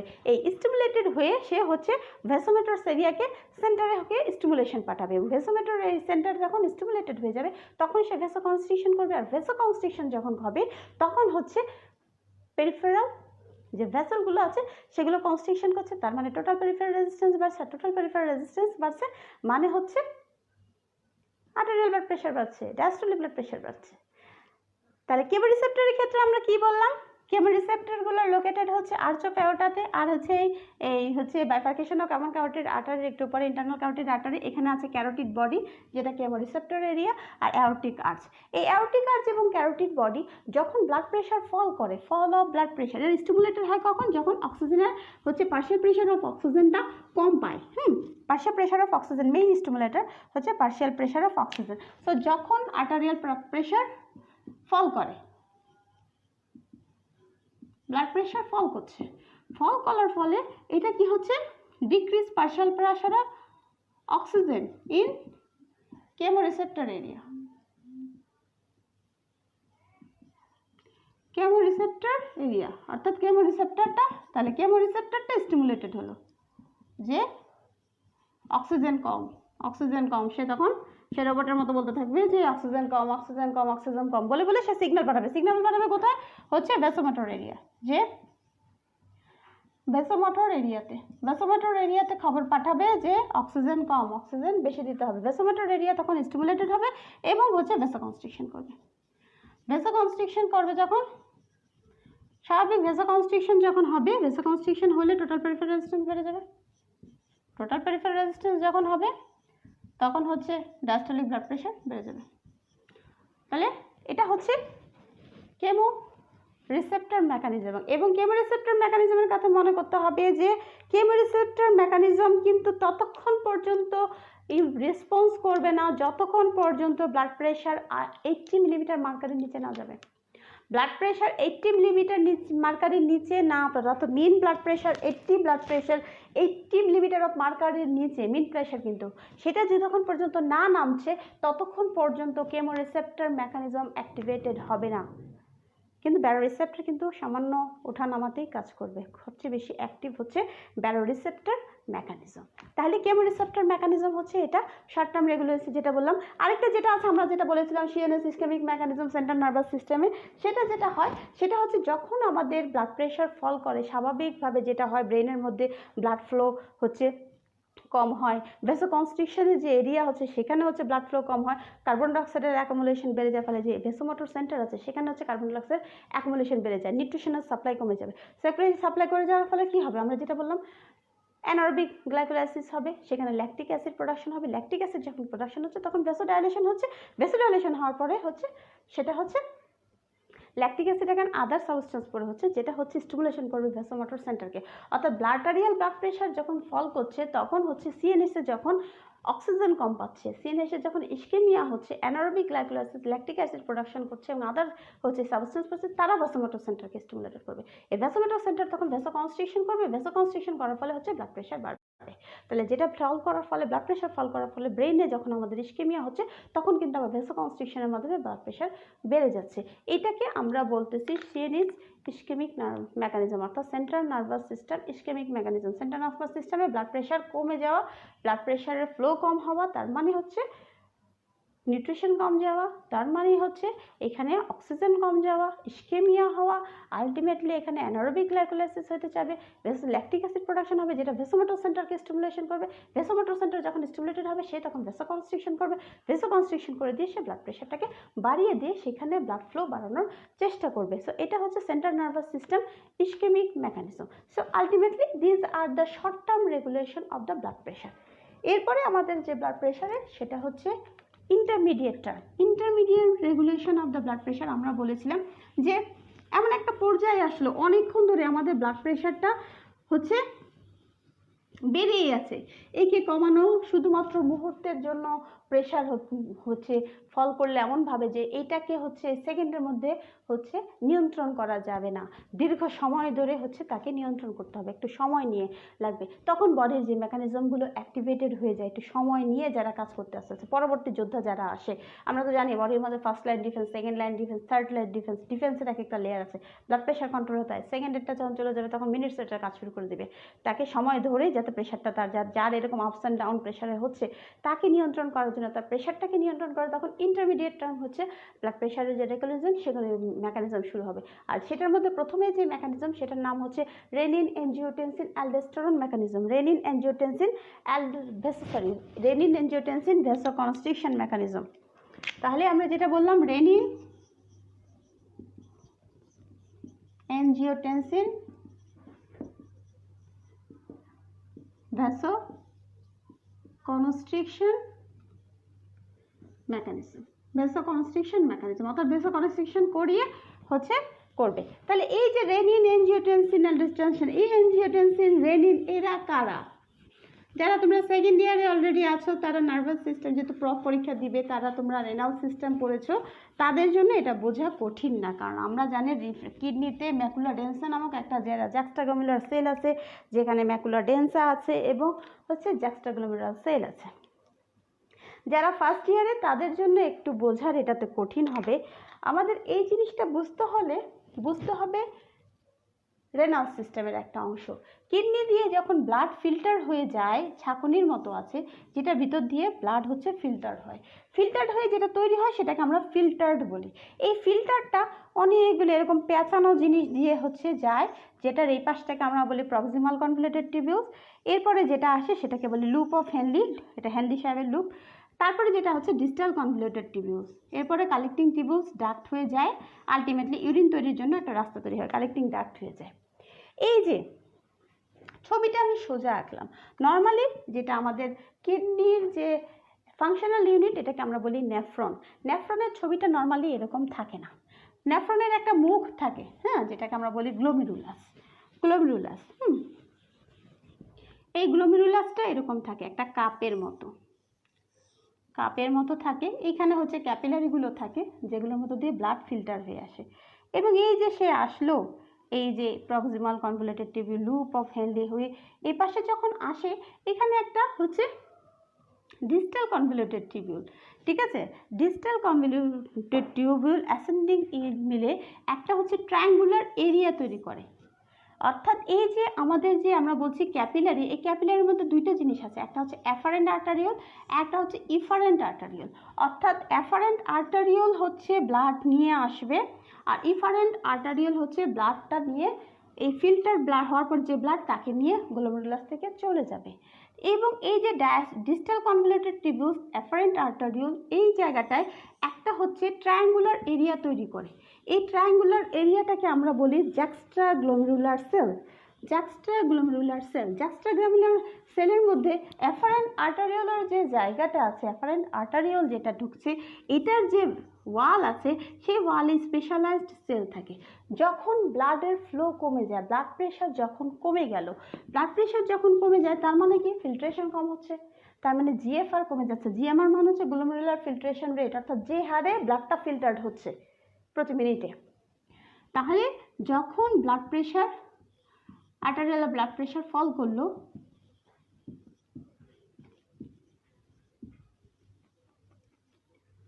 ফল করলো তখন কি হবে? কিডনির ফিল্ট্রেশন কম হলো, কিডনি দিয়ে যে এই যে ছাঁকনিটা দিয়ে ব্লাড যে ফিল্টার্ড হতো সেখানে প্রেশারটাও কম।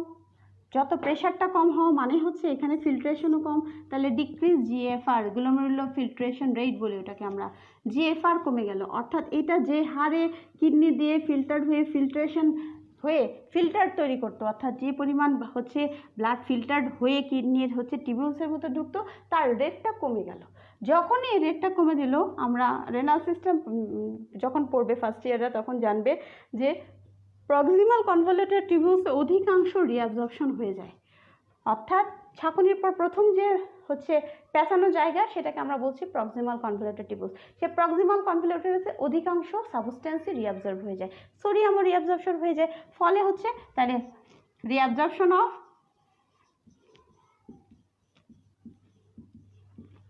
of most of sodium in the proximal convoluted tubules. Proximal convoluted টিবিউসে অধিকাংশ সোডিয়াম রিঅ্যাবজর্পশন হয়ে যায়। যখন অধিকাংশ সোডিয়াম রিঅ্যাবজর্পশন হচ্ছে তাহলে ডিস্টালে যখন যেতে থাকে তখন সোডিয়ামের কনসেন্ট্রেশন কম থাকে, তাহলে decrease sodium concentration in distal convoluted tubules, যেটাকে তার মানে হচ্ছে decrease sodium concentration in juxtaglomerular apparatus। juxtaglomerular apparatus আমরা বলেছিলাম যে একটা ট্রায়াঙ্গুলার এরিয়া হচ্ছে ডিস্টাল ডায়াস্টাল হচ্ছে ডিস্টাল কনভলিউটেড টিবিউস এবং হচ্ছে গ্লোমেরুলাসের পার্ট নিয়ে তৈরি হয়, যেটা হচ্ছে সোডিয়াম কমে যাবে। যখনই এই সোডিয়াম হচ্ছে juxtaglomerular apparatusের মধ্যে কম হচ্ছে তখন হচ্ছে অ্যাফারেন্ট আর্টারিওল স্টিমুলেটেড হচ্ছে, অ্যাফারেন্ট আর্টারিওল হচ্ছে তখন রেনিন সিক্রেশন করতেছে, রেনিন, ঠিক আছে। অ্যাফারেন্ট আর্টারিওলের গায়ে যে সেলগুলো, এটাকে স্পেশালাইজ সেল বলে, এটাকে বলা হচ্ছে জাক্সটাগ্লোমেরুলার সেল। এরিয়ার নাম অনুযায়ী এটাকে বলা হয় জাক্সটাগ্লোমেরুলার সেল। এই জাক্সটাগ্লোমেরুলার সেলটা তখন হচ্ছে রেনিন সিক্রেট করায়, রেনিন সিক্রেশন করবে, রেনিন সিক্রেশন করিয়ে দেবে। এই রেনিন হচ্ছে লাংসে যাবে, গিয়ে এনজিওটেনসিন নামক একটা ইনঅ্যাক্টিভ সাবস্টেন্স আছে, এনজিওটেনসিনোজেন, এনজিওটেনসিনোজেন। এই এনজিওটেনসিনোজেন যে নামক যে ইনঅ্যাক্টিভ সাবস্টেন্স আছে তাকে হচ্ছে এনজিওটেনসিন 1 এ কনভার্ট করবে, তাকে কনভার্ট করবে এনজিওটেনসিন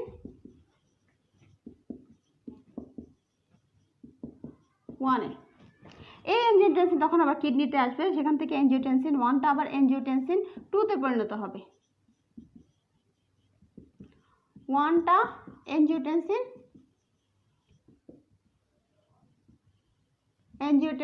2 তে কনভার্ট হবে। আর angiotensin 2 itself is a vasoconstrictor. Angiotensin 2 হচ্ছে ভ্যাসোকনস্ট্রিকশন করে, এটা ভ্যাসোকনস্ট্রিক্টর হিসাবে কাজ করে। তাহলে যখন আবার এনজিওটেনসিন 2 আসলো সে কি করবে?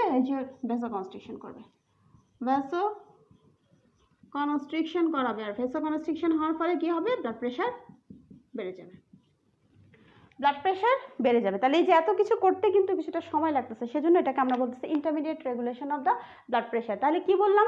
যখন হচ্ছে ব্লাড প্রেশার ফল করতেছে, যখন হচ্ছে ব্লাড প্রেশার ফল করে, যখন আর্টারিয়াল ব্লাড প্রেশার ফ্লাড করে তখন কিডনিতে যে ব্লাড ফ্লো আছে সেই ব্লাড ফ্লোটা কমে যাচ্ছে, ডিক্রিজ করছে। কিডনিতে যখন ব্লাড ফ্লোটা কমে যাচ্ছে তখন কিন্তু জিএফআর কম হচ্ছে, অর্থাৎ গ্লোমেরুলার ফিল্টার দিয়ে, নেফ্রনের ফিল্টার দিয়ে যে পরিমাণ হচ্ছে ফিল্টার তৈরি হওয়ার কথা সেই ফিল্টার তৈরি হচ্ছে না, এটাকে আমরা বলছি জিএফআর। সেই জিএফআরটা কমে যাচ্ছে। এই জিএফআর যখন কমে যাচ্ছে, জিএফআর কম, তাহলে হচ্ছে তার মধ্যে যে কন্টেন্ট সেগুলোও কম, তাহলে সোডিয়াম যেগুলো আছে সেই অধিকাংশই হচ্ছে রিঅ্যাবজর্ব হচ্ছে, সোডিয়াম ক্লোরাইড হচ্ছে প্রক্সিমাল কনভলিউটেড টিবিউসে। প্রক্সিমাল কনভলিউটেডে যখন সোডিয়াম রিঅ্যাবজর্পশন হচ্ছে তখন এই ফিল্টার যখন ডিস্টাল কনভলিউটেডে যাবে, অর্থাৎ জাক্সটাগ্লোমেরুলার অ্যাপারেটাসের এখানে যাবে, জাক্সটাগ্লোমেরুলার এরিয়াতে যখন যাবে তখন হচ্ছে সোডিয়ামের কনসেন্ট্রেশন কম থাকবে।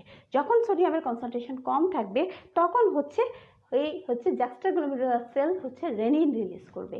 এই রেনিনটা হচ্ছে লাংসে গিয়ে এনজিওটেনসিনোজেন নামক যে একটা প্লাজমা প্রোটিন আছে সেই এনজিওটেনসিনোজেনটাকে এনজিওটেনসিন 1 এ কনভার্ট করবে। এনজিওটেনসিন 1 পরবর্তীতে এনজিওটেনসিন 2 তে হচ্ছে কনভার্ট হবে। এনজিওটেনসিন 2 হচ্ছে একটা ভ্যাসোকনস্ট্রিক্টর, সো ভ্যাসোকনস্ট্রিকশন যেহেতু হচ্ছে ব্লাড প্রেশার হচ্ছে কি হচ্ছে?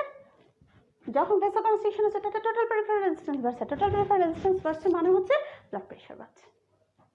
তাহলে এটা হচ্ছে intermediate regulation of the blood pressure in case of renin angiotensin aldosterone mechanism. আর দুটো জিনিস আছে, সেটা হচ্ছে ক্যাপিলারি ফ্লুইড মেকানিজম আর হচ্ছে ফ্লুইড শিফট মেকানিজম, আরেকটা হচ্ছে ক্যাপিলারি ফ্লুইড শিফট মেকানিজম, আরেকটা হচ্ছে রেস্ট্রেস রিল্যাক্সেশন মেকানিজম।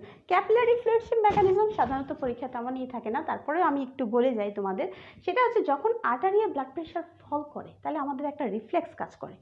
এই যে আর্টারিয়ালগুলো আছে আমাদের রেজিস্ট্যান্স ভেসেলস বলি এটাকে, মানে এই যে আর্টারিয়াল আছে, আর্টারিয়ালার যে ভেসো কনস্ট্রিকশন হয়, যখন আর্টারিয়ালার ভেসো কনস্ট্রিকশন হয়, আর্টারির মধ্যে ভেসো কনস্ট্রিকশন হচ্ছে, তখন ক্যাপিলারির দিকে হচ্ছে প্রেশার ফল করে ফেলে, কারণ ক্যাপিলারিতে হচ্ছে ফ্লুইড যেতে পারে না। ক্যাপিলারিতে যখন ফ্লুইড যাচ্ছে না, ক্যাপিলারির ভিতরে যে ফ্লুইড আছে সেটার অসমোলারিটি বেড়ে যাচ্ছে, অর্থাৎ plasma osmolarity in the capillaries increase. যখন প্লাজমা অসমোলারিটি বেড়ে যায় তখন কি হবে, সেই অসমোলারিটি জানি আমরা, যখন অসমোটিক পার্টিকেলস পানি টানে, তাহলে যখন ক্যাপিলারির ভিতরে যে হচ্ছে অসমোলারিটি আছে, প্লাজমা অসমোটিক পার্টিকেলস আছে, সেটার কনসেন্ট্রেশন যখন বেড়ে গেল, সে কী করলো হচ্ছে বাইরের থেকে ফ্লুইড তখন হচ্ছে টানা শুরু করলো, অর্থাৎ ক্যাপিলারির ভিতরে ফ্লুইড ঢোকা শুরু করলো। আর যখন ফ্লুইড ঢোকা শুরু করলো তাহলে ফ্লুইডের ভলিউম বেড়ে যাবে, ভলিউম যখন বেড়ে যাচ্ছে তখন হচ্ছে ব্লাড প্রেশারও, ভলিউম যখন বেড়ে যাচ্ছে, ইন্টারস্টিশিয়াল স্পেস থেকে যখন প্লাজমা হচ্ছে অ্যাবজর্পশন হচ্ছে, ফলে ব্লাডের ভলিউম বাড়তেছে, আর ভলিউম যখন বাড়তেছে আলটিমেটলি ব্লাড প্রেশার বাড়তেছে। তাহলে ক্যাপিলারি ফ্লুইড শিফট মেকানিজম, ক্যাপিলারির ক্ষেত্রে আমরা এতক্ষণ কিন্তু লার্জ আর্টারি হচ্ছে কাজ দেখলাম, কিডনির এরিয়া হচ্ছে কিডনি কীভাবে হচ্ছে আমাদের ব্লাড প্রেশারে অংশ নিচ্ছে, সেখানে দেখলাম ব্রেইন কীভাবে অংশ নিচ্ছে আমাদের ব্লাড প্রেশার রেগুলেশনের জন্য। সবাই কিন্তু তার সাধ্য মতো চেষ্টা করছে, ব্রেইন কীভাবে কাজ করছে হচ্ছে যখন ইস্কেমিয়া হচ্ছে ব্লাড প্রেশার রেগুলেশনের জন্য। এখন যেটা যে আমাদের ক্ষুদ্র ক্ষুদ্র প্রাট, যেটা মাইক্রো সার্কুলেশন বলি, আমাদের যে ক্যাপিলারিজ আছে, ক্যাপিলারি সিস্টেম, সে কীভাবে অংশ নিচ্ছে যখন হচ্ছে আর্টারিয়াল ব্লাড প্রেশার হচ্ছে ফল করে যাচ্ছে মানে আর্টারিগুলো কনস্ট্রিকশন করছে, যখন কনস্ট্রিকশন হচ্ছে ক্যাপিলারিতে ফ্লুইড কমে যাচ্ছে মানে হচ্ছে ক্যাপিলারি হচ্ছে অসমোটিক পার্টিকেলের, অর্থাৎ ফ্লোটা কমে যাচ্ছে, ওইখানে যে অসমোটিক পার্টিকেলস ছিল তাদের কনসেন্ট্রেশন তখন পানির চেয়ে বেশি হচ্ছে, তাহলে অসমোলারিটি বেড়ে যাচ্ছে। কিতে অনকোটিক প্রেশার, যেটা আমরা ব্লাডে তোমরা পড়েছো যে প্লাজমা অনকোটিক প্রেশার, এই প্লাজমা অনকোটিক প্রেশার বেড়ে যাচ্ছে। আর আমরা জানি অনকোটিক পার্টিকেল মানেই হচ্ছে সে পানি টানে। তাহলে ইন্টারস্টিশিয়াল স্পেসে, অর্থাৎ যে ক্যাপিলারিটা আছে, যদি আমি একটু ছবি এঁকে দেখাই, এটা যদি আমাদের ক্যাপিলারি থাকে, এখানে হচ্ছে আমরা জানি দুই ধরনের প্রেশার থাকে। যে কোনো জায়গায় ফ্লুইডের শিফটের আমরা একটু ক্লাস নিব পরে, সেটা হচ্ছে ফ্লুইড শিফটের মেকানিজম কোনটার উপর নির্ভর করে। আমরা জানি স্টার্লিং ফোর্স, আমরা একটা বিষয় আছে স্টার্লিং ফোর্স, 4 ধরনের ফোর্স হচ্ছে কাজ করে ফ্লুইড শিফটের জন্য। 2টা প্রেশার থাকে ভেসেলের ভিতর, 2টা প্রেশার থাকে হচ্ছে ইন্টারস্টিশিয়াল স্পেসে। ভেসেলের ভিতরে যে প্রেশারটা থাকে, একটাকে বলা হয় প্লাজমা অনকোটিক প্রেশার, অর্থাৎ প্লাজমা প্রোটিন থাকার কারণে যেটা স্পেস থেকে বের হয়ে আসতে পারে না, এই প্লাজমা অনকোটিক প্রেশার, এটা থাকার জন্য যে প্রেশারটা হচ্ছে সেটাকে আমরা বলছি প্লাজমা অনকোটিক প্রেশার। এবং এটার ভিতরে যে ফ্লুইড আছে, এটাকে বলা হয় hydrostatic pressure, capillary hydrostatic pressure.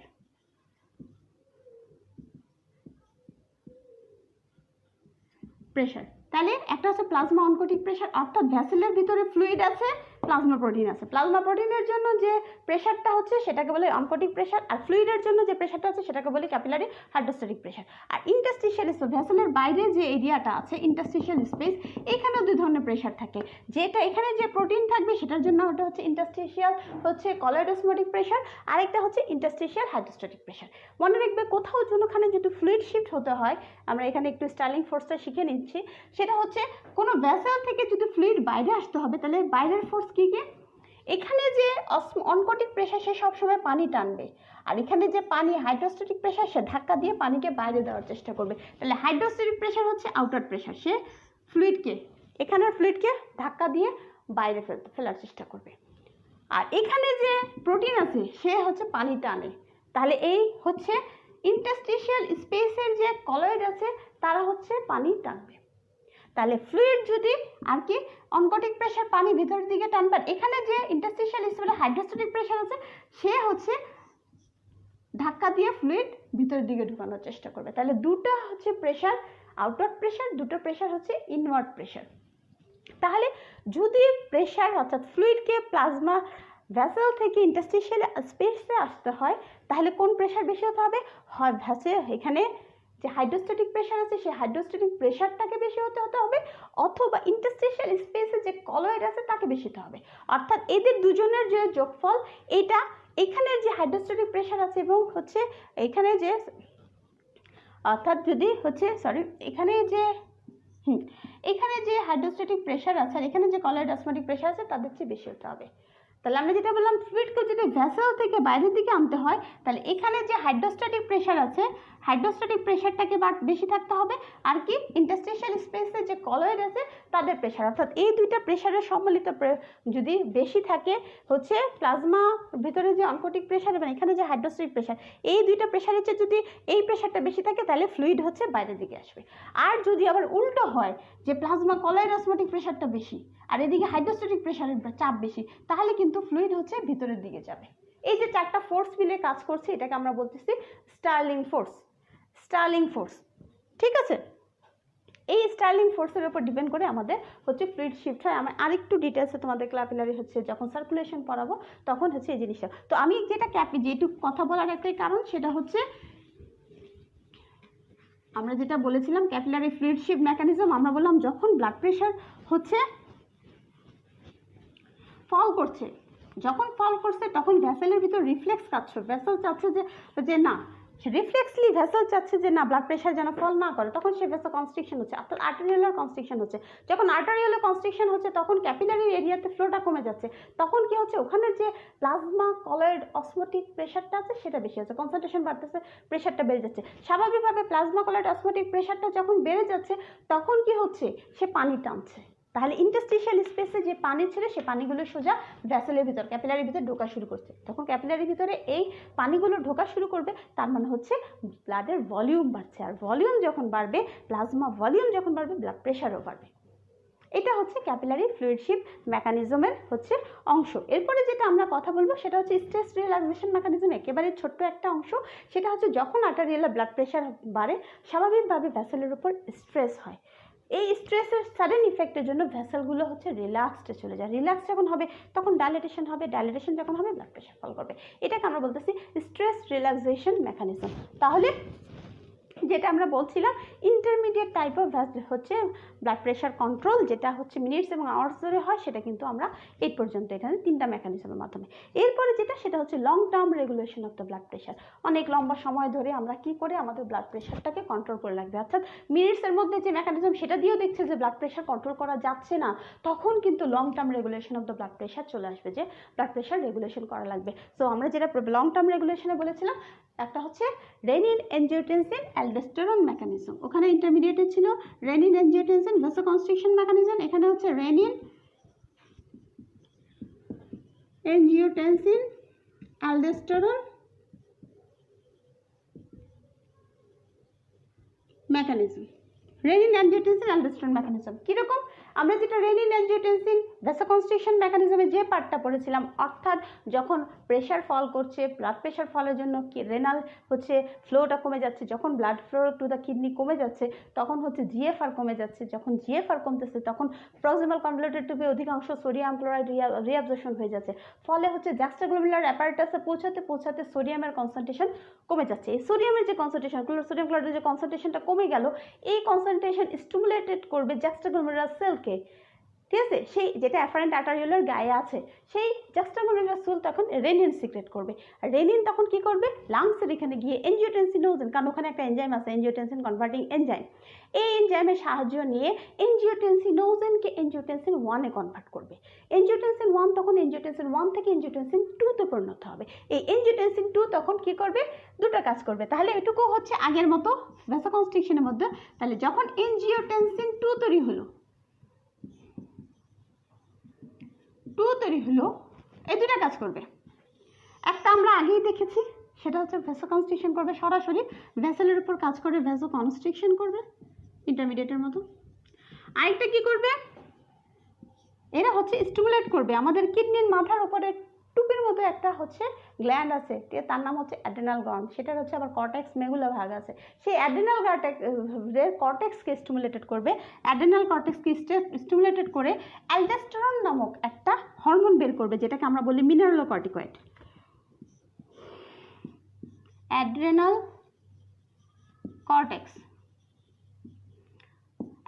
কর্টেক্সকে stimulated করবে। তাহলে এনজিওটেনসিন দুইটা কাজ করবে, একটা হচ্ছে ভেসোকনস্ট্রিকশন করবে, একটা হচ্ছে অ্যাড্রেনাল কর্টেক্সকে স্টিমুলেটেড করবে। অ্যাড্রেনাল কর্টেক্স যখন স্টিমুলেটেড হবে সে কি করবে, অ্যালডোস্টেরন সিক্রেশন করবে, অ্যালডোস্টেরন সিক্রেশন করবে। এই অ্যালডোস্টেরন আবার কি করবে, সে গিয়ে হচ্ছে ডিস্টাল কনভলিউটেড টিবিউলস এন্ড কালেক্টিং টিবিউলসে গিয়ে সে হচ্ছে সোডিয়াম অ্যাবজর্পশন বাড়াবে এবং পটাশিয়াম এক্সক্রিশন করাবে। তাহলে আমাদের উদ্দেশ্য হচ্ছে সোডিয়াম রিঅ্যাবজর্পশন বাড়াবে, অর্থাৎ সোডিয়াম যেগুলো কিডনি থেকে চলে যেতে চাচ্ছে তাদেরকে আটকে রাখবে সোডিয়াম রিঅ্যাবজর্পশন। শিক্ষার্থীরা, কিছুটা যান্ত্রিক গোলযোগের কারণে আমাদের এই বিরতিটা, তো আমরা আমাদের আগের পড়ায় চলে যাই, যেটা আমরা বলছিলাম যে এনজিওটেনসিন 2, যেটা আমরা হচ্ছে অলরেডি আমাদের ইন্টারমিডিয়েট হচ্ছে মেকানিজম অফ দ্য ব্লাড প্রেশারের যেটা ইন্টারমিডিয়েট টার্মের যেটা, সেখানে আমরা দেখেছিলাম কীভাবে এনজিওটেনসিন 2 তৈরি হচ্ছে। যখন এনজিওটেনসিন 2 তৈরি হচ্ছে তখন এনজিওটেনসিন 2 হচ্ছে দুটো কাজ করে, একটা হচ্ছে সরাসরি ভ্যাসোকনস্ট্রিকশন করছে, আরেকটা পার্ট এনজিওটেনসিন 2 সেটা হচ্ছে আমাদের কিডনির উপরে যে সুপ্রারেনাল গ্ল্যান্ড আছে অর্থাৎ অ্যাড্রেনাল গ্ল্যান্ড আছে, সেই অ্যাড্রেনাল গ্ল্যান্ডের কর্টেক্সকে স্টিমুলেট করে সে হচ্ছে অ্যালডোস্টেরন সিক্রেশন করাবে। অ্যালডোস্টেরন যখন সিক্রেশন হবে, অ্যালডোস্টেরনের কাজ হচ্ছে সোডিয়াম রিঅ্যাবজর্পশন করা এবং পটাশিয়াম এক্সক্রিশন করা। সো কি করবে, সোডিয়াম রিঅ্যাবজর্পশন করাবে। যখন সোডিয়াম রিঅ্যাবজর্পশন করাবে, ইনক্রিজ করাবে সোডিয়াম রিঅ্যাবজর্পশন। আমরা জানি সোডিয়াম রিঅ্যাবজর্পশন করাবে ডিস্টাল কনভলিউটেড টিবিউলস এবং কালেক্টিং টিবিউলসের মধ্যে হচ্ছে সোডিয়াম রিঅ্যাবজর্পশন করাবে। যখন সোডিয়াম রিঅ্যাবজর্পশন বেড়ে যাবে, যখন বেড়ে যাচ্ছে,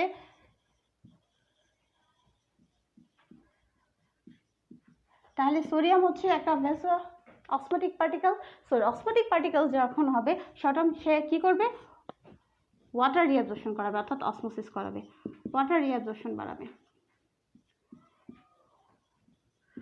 ওয়াটার রিঅ্যাবজর্পশন যখন বাড়বে তাহলে এক্সট্রা সেলুলার ফ্লুইড ভলিউম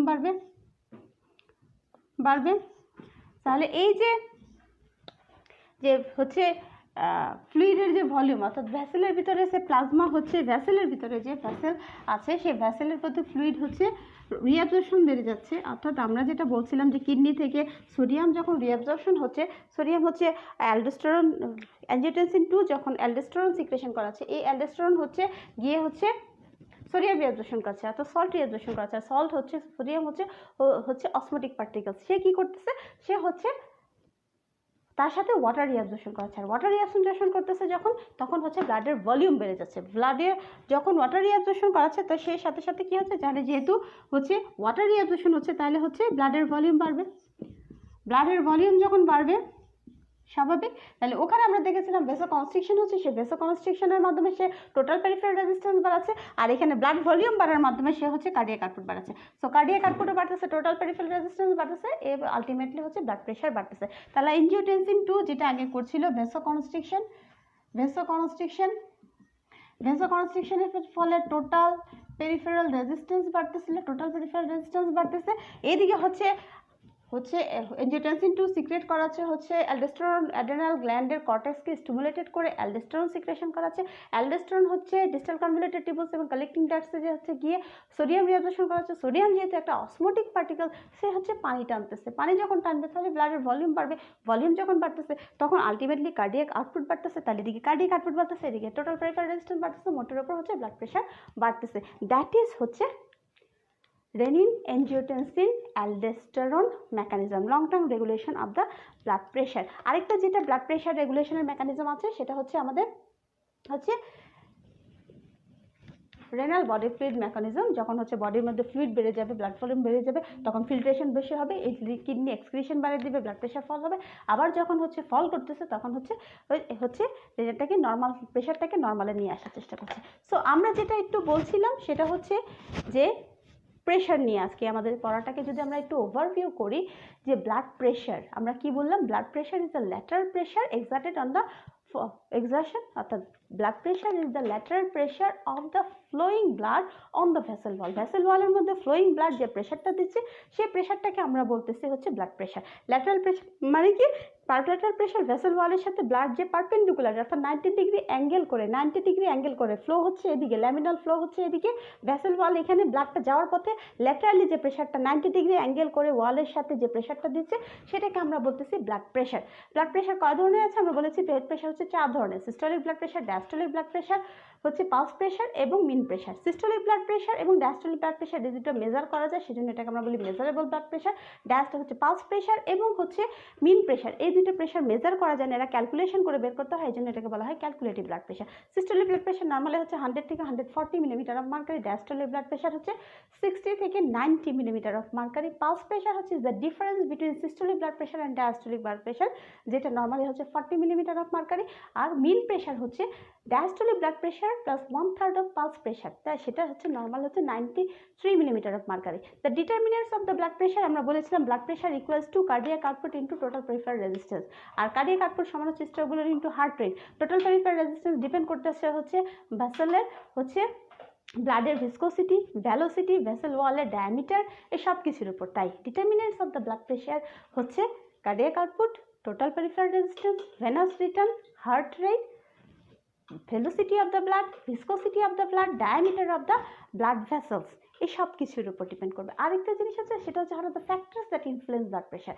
যে ফ্যাক্টরগুলো ইনফ্লুয়েন্স করে তার মধ্যে হচ্ছে এজের বয়স বাড়ার সাথে হচ্ছে ব্লাড প্রেশার বাড়ে, স্পেশালি যে সিস্টোলিক ব্লাড প্রেশার বাড়তে থাকে যেহেতু ভেসেল ওয়ালের ইলাস্টিসিটি হচ্ছে হয়ে যায়। তারপরে যেটা হচ্ছে সেটা হচ্ছে আমরা বলেছিলাম সেক্স, মেয়েদের ক্ষেত্রে 10% লেস থাকে হচ্ছে এই ব্লাড প্রেশার কম থাকে একটু। তারপরে কি হচ্ছে বডি ওয়েটের উপর ডিপেন্ড করবে, যত বডি ওয়েট বাড়লে ব্লাড প্রেশার বাড়ার সম্ভাবনা থাকে, সার্ফেস এরিয়া বাড়ে সেজন্য কার্ডিয়াক আউটপুট বাড়ে, সেজন্য সিস্টোলিক ব্লাড প্রেশার বাড়ার সম্ভাবনা আছে। পজিশনের ক্ষেত্রে আমরা বলেছিলাম যদি আমরা হচ্ছে রিকম্বিনেন্ট পজিশনের চেয়ে স্ট্যান্ডিং আর সিটিং এর চেয়ে অর্থাৎ দাঁড়িয়ে বা বসে থাকাতে যদি শুয়ে থাকি তখন হচ্ছে আমাদের ডায়াস্টোলিক ব্লাড প্রেশারটা একটু কম থাকবে। এক্সারসাইজের সময় আমরা বলেছি যদি মাইল্ড এবং মডারেট এক্সারসাইজ হয় সেক্ষেত্রে সিস্টোলিক ব্লাড প্রেশার বাড়বে, ডায়াস্টোলিক ব্লাড প্রেশার আনচেঞ্জ থাকবে। সিভিয়ার এক্সারসাইজের ক্ষেত্রে ডায়াস্টোলিক ব্লাড প্রেশার ফলস করবে, কারণ অ্যানারোবিক মেটাবলিজমের ফলে ল্যাকটিক অ্যাসিড তৈরি হবে, যে ল্যাকটিক অ্যাসিড একটা ভেসোডাইলেটর, ফলে ব্লাড ভেসেলগুলো ডাইলেশন করবে, টোটাল পেরিফেরাল রেজিস্ট্যান্স কমিয়ে দিয়ে ডায়াস্টোলিক ব্লাড প্রেশারটাকে কমিয়ে দিবে। তারপরে যেটা বলেছে খাবারের পর ইমোশনাল এক্সাইটমেন্ট, এগুলো আমাদের ব্লাড প্রেশারকে বাড়াবে। সিম্প্যাথেটিক অ্যাক্টিভিটির কোনো কারণ হচ্ছে ব্লাড প্রেশার বাড়বে, আমাদের যে খাবারের পরে হচ্ছে ব্লাড প্রেশার বাড়বে। সো এগুলো হচ্ছে আমাদের ইনফ্লুয়েন্সিং ফ্যাক্টর। আরেকটা যেটা হচ্ছে এরপরে আমরা বলেছিলাম যে কিভাবে হচ্ছে ব্লাড প্রেশার আমরা হচ্ছে রেগুলেশন করবে। রেগুলেশন যে করার জন্য আমাদের যে মেকানিজম এটাকে টাইম অনুযায়ী আমরা ভাগ করছি, short term regulation, intermediate regulation এবং long term regulation. Short term যেগুলো সেগুলো উইদিন সেকেন্ডস অ্যান্ড মিনিটসের মধ্যে হচ্ছে ব্লাড প্রেশার রেগুলেট করে। তার আন্ডারে হচ্ছে baroreceptor feedback mechanism, chemoreceptor mechanism and stress CNS ischemic mechanism. ইন্টারমিডিয়েটে যেটা সেটা হচ্ছে renin angiotensin vasoconstriction mechanism, stress capillary fluid shift mechanism এবং stress relaxation mechanism. Long term রেগুলেশনের মধ্যে হচ্ছে রেনিন এনজিওটেনসিন অ্যালডোস্টেরন মেকানিজম এবং হচ্ছে রেনাল বডি ফ্লুইড মেকানিজম। যেটা আমরা বলেছিলাম একমাত্র হচ্ছে ফিডব্যাক মেকানিজমে যেটা ব্লাড প্রেশার কন্ট্রোল করে সেটা হচ্ছে ব্যারোরিসেপ্টর মেকানিজম, কারণ সে ব্লাড প্রেশার বাড়লে কমাতে পারে এবং কমলে বাড়তে পারে। নর্মালি রিসেপ্টরগুলো কোথায় থাকে? রিসেপ্টরগুলো আমরা দেখেছি হার্টের যে হচ্ছে আর্চ অফ অ্যাওর্টা তার ওয়ালের মধ্যে থাকবে, আরেকটা থাকবে কি bifurcation of the common carotid artery, পরে যে ইন্টারনাল ক্যারোটিড আর্টারি শুরু হলো এখানে আমাদের কিছু হচ্ছে ক্যারোটিড সাইনাস বলি, এটাকে আমরা ব্যারোরিসেপ্টর থাকবে। যখন ব্লাড প্রেশার বেড়ে যাবে এটার ভিতর দিয়ে যখন ব্লাড ফ্লো করবে প্রেশার বাড়াটাতে স্টিমুলেটর হবে ব্যারোরিসেপ্টর। এই স্টিমুলেশনটা ভেগাস নার্ভ এবং হচ্ছে হ্যারিংস নার্ভ দিয়ে পরবর্তী গ্লোসোফারিঞ্জিয়াল নার্ভ দিয়ে হচ্ছে চলে যাবে মেডুলাতে। মেডুলাতে যখন স্টিমুলেশন হবে মেডুলা থেকে হচ্ছে মেডুলাতে আছে ভেসোমোটর এরিয়া, এরা যেহেতু ব্লাড প্রেশার বাড়তেছে এটাতে ভেসোমোটর এরিয়াকে একটা নেগেটিভ হচ্ছে ইম্প্যাক্ট দিবে, ফলে কি হবে ভেসোমোটর এরিয়া হচ্ছে আর কোনো পজিটিভ করবে না, অর্থাৎ হচ্ছে টোন যেটা সেই টোনটাকে সে মেনটেন করছে না, অর্থাৎ ভেসো ডাইলেশন হচ্ছে। একই সাথে হার্ট রেট কমে যাচ্ছে, মায়োকার্ডিয়াল কন্ট্রাক্টিলিটি কমতেছে, তাহলে হার্ট রেট কমতেছে, মায়োকার্ডিয়াল কন্ট্রাক্টিলিটি কমতেছে, তার মানে কার্ডিয়াক আউটপুট কমতেছে, আর হচ্ছে ভেসো হচ্ছে ডাইলেশন হচ্ছে, ভেসো ডাইলেশন হচ্ছে মানে টোটাল পেরিফেরাল রেজিস্ট্যান্স কমছে, ফলে হচ্ছে কি ব্লাড প্রেশার কমে যাচ্ছে। আবার যখন ব্লাড প্রেশার কমে যাচ্ছে কমে যখন যাচ্ছে তখন স্টিমুলেশন হচ্ছে, তখন এই রিসেপ্টরের মতো দিয়ে যাকে রিসেপ্টর আর স্টিমুলেটেড হচ্ছে না, সে দেখছে প্রেশার বেশি নেই, তার ফলে কি হচ্ছে, সে যে ওভার হচ্ছে ভ্যাসোমোটর সেন্টারটাকে ইনহিবিট করে রাখতো, সেই ইনহিবিটরের ইফেক্টটা থাকতেছে না, ফলে কি হচ্ছে, ভ্যাসোকনস্ট্রিকশন হচ্ছে, কার্ডিয়াক কন্ট্রাক্টিলিটি বাড়তেছে, হার্ট রেট বাড়তেছে, আলটিমেটলি ব্লাড প্রেশার বাড়তেছে। এটাকে আমরা বলতেছি ব্যারোরিসেপ্টর ফিডব্যাক মেকানিজম।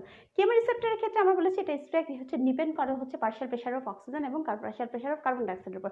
যদি পার্শিয়াল প্রেশার অক্সিজেন ফল করে তাহলে কেমোরিসেপ্টর যে রিসেপ্টরগুলো আছে, যেটা আর্চ অফ অ্যাওর্টাতে এবং সেই ক্যারোটিড আর্টারির মধ্যে, ইন্টারনাল ক্যারোটিড আর্টারির এখানে ক্যারোটিড বডি হিসাবে থাকতেছে, তারা স্টিমুলেটেড হবে। যখন ব্লাড প্রেশার ফল করে, ব্লাডের ফ্লো কমে যায়, এই এরিয়া থেকে ব্লাডের ফ্লো কমে, ফ্লো যখন কমছে তার মানে পার্শিয়াল প্রেশার অফ অক্সিজেন কম, তখন কেমোরিসেপ্টর স্টিমুলেটেড হবে। এই স্টিমুলেশন চলে যাবে ভ্যাসোমোটর এরিয়াতে, যেটা ভ্যাসোকনস্ট্রিকশন করাবে এবং ভ্যাসোকনস্ট্রিকশন করানোর মাধ্যমে হচ্ছে ব্লাড প্রেশার বাড়াবে। এইটা ততক্ষণ পর্যন্ত কাজ করবে না যতক্ষণ পর্যন্ত আমাদের ব্লাড প্রেশারটা 80 মিলিমিটার মার্কারির নিচে না হয়, ততক্ষণ পর্যন্ত কেমোরিসেপ্টর হচ্ছে মেকানিজমটা সাধারণত কাজ করে না। আর যেটা ইন্টারমিডিয়েট থেকে আমাদের জরুরি যেটা পড়েছিলাম আমরা, সেটা হচ্ছে renin angiotensin aldosterone, renin angiotensin vasoconstriction mechanism. Renin angiotensin vasoconstriction মেকানিজমে যেটা বলা, যে যখন ব্লাড প্রেশার ফল করে স্বাভাবিকভাবে হচ্ছে কিডনিতে যে ফ্লো, সে ফ্লোটা কমে যাচ্ছে প্রেশার ফল করার কারণে। কিডনিতে যখন ফ্লো কমতেছে তার মানে জিএফআর কমে যাচ্ছে, অর্থাৎ ফিল্ট্রেশন কমে যাচ্ছে। যখন ফিল্ট্রেশন কমে যাচ্ছে, ফিল্টার যে সাবস্টেন্স, তার মধ্যে সোডিয়াম আছে, ক্লোরাইড আছে, এগুলো রিঅ্যাবজর্পশন হয়ে যাচ্ছে প্রক্সিমাল কনভলিউটেড টিউবুসে। ফলে এটা যখন দূরবর্তীতে ডিস্টাল কনভলিউটেড এখানে গিয়ে জ্যাক্সটাগুলার অ্যাপারেটাসের এখানে যাবে, তখন হচ্ছে সোডিয়ামের কনসেন্ট্রেশন কমে যাচ্ছে। এই কমে যাওয়ার ফলে হচ্ছে আমাদের জ্যাক্সটাগুলার সেল স্টিমুলেটেড হচ্ছে, সে রেনিন সিক্রেশন করাচ্ছে। রেনিন হচ্ছে লাংসে গিয়ে এনজিওটেনসিনোজেনকে এনজিওটেনসিন 1-এ কনভার্ট করতেছে, এনজিওটেনসিন 1 তখন এনজিওটেনসিন 2-তে কনভার্ট হয়ে কিডনিতে এসে ভ্যাসোকনস্ট্রিকশন করছে, এনজিওটেনসিন 2 তখন ভ্যাসোকনস্ট্রিকশন করাচ্ছে, ভ্যাসোকনস্ট্রিকশন করার ফলে ব্লাড প্রেশার বেড়ে যাচ্ছে। লং টার্ম রেগুলেশন আমরা একই রকম, এখানে যখন এনজিওটেনসিন 2 তৈরি হলো, যেটা আমরা মেকানিজম বললাম রেনিন এনজিওটেনসিন অ্যালডোস্টেরন মেকানিজম, যখন এনজিওটেনসিন 2 তৈরি হয়ে গেল, এই এনজিওটেনসিন 2 হচ্ছে দুটো কাজ করবে, একটা হচ্ছে ভ্যাসোকনস্ট্রিকশন করবে, আরেকটা হচ্ছে আমাদের কিডনির উপরে যে সুপাররেনাল গ্ল্যান্ড আছে অর্থাৎ অ্যাড্রেনাল গ্ল্যান্ড, সেই অ্যাড্রেনাল কর্টেক্সে হচ্ছে স্টিমুলেশন করবে, করে অ্যালডোস্টেরন সিক্রেট করে। অ্যালডোস্টেরন হচ্ছে একটা মিনারেলোকর্টিকয়েড হরমোন, যেটার কাজ হচ্ছে সোডিয়াম রিঅ্যাবজর্পশন করানো এবং পটাশিয়াম এক্সক্রিশন করানো। তো সে কি করবে, ডিস্টাল কনভলিউটেড টিউবুলস এবং হচ্ছে কালেক্টিং টিউবুলস যেটা আছে আমাদের কিডনিতে, সেখান থেকে সোডিয়াম রিঅ্যাবজর্পশন করাবে। যখন সোডিয়াম রিঅ্যাবজর্পশন হবে, সোডিয়াম একটা অসমোটিক পার্টিকেল, সে হচ্ছে ওয়াটার রিঅ্যাবজর্পশন করবে, ফলে কি হবে, ব্লাডের ভলিউম বাড়বে, ব্লাডের ভলিউম যখন বাড়বে কার্ডিয়াক আউটপুট বাড়বে, তাহলে ওখানে ভ্যাসোকনস্ট্রিকশন করছে, তার ফলে টোটাল পেরিফেরাল রেজিস্ট্যান্স বাড়ছে, এখানে ব্লাডের ভলিউম বেড়ে গিয়ে কার্ডিয়াক আউটপুট বাড়ছে, কারণ ভেনাসিটি বাড়ছে, সো কার্ডিয়াক আউটপুট বাড়ছে, কার্ডিয়াক আউটপুট বাড়ছে এবং টোটাল পেরিফেরাল রেজিস্ট্যান্স দুটো বাড়ার ফলে হচ্ছে ব্লাড প্রেশার বেড়ে যাচ্ছে।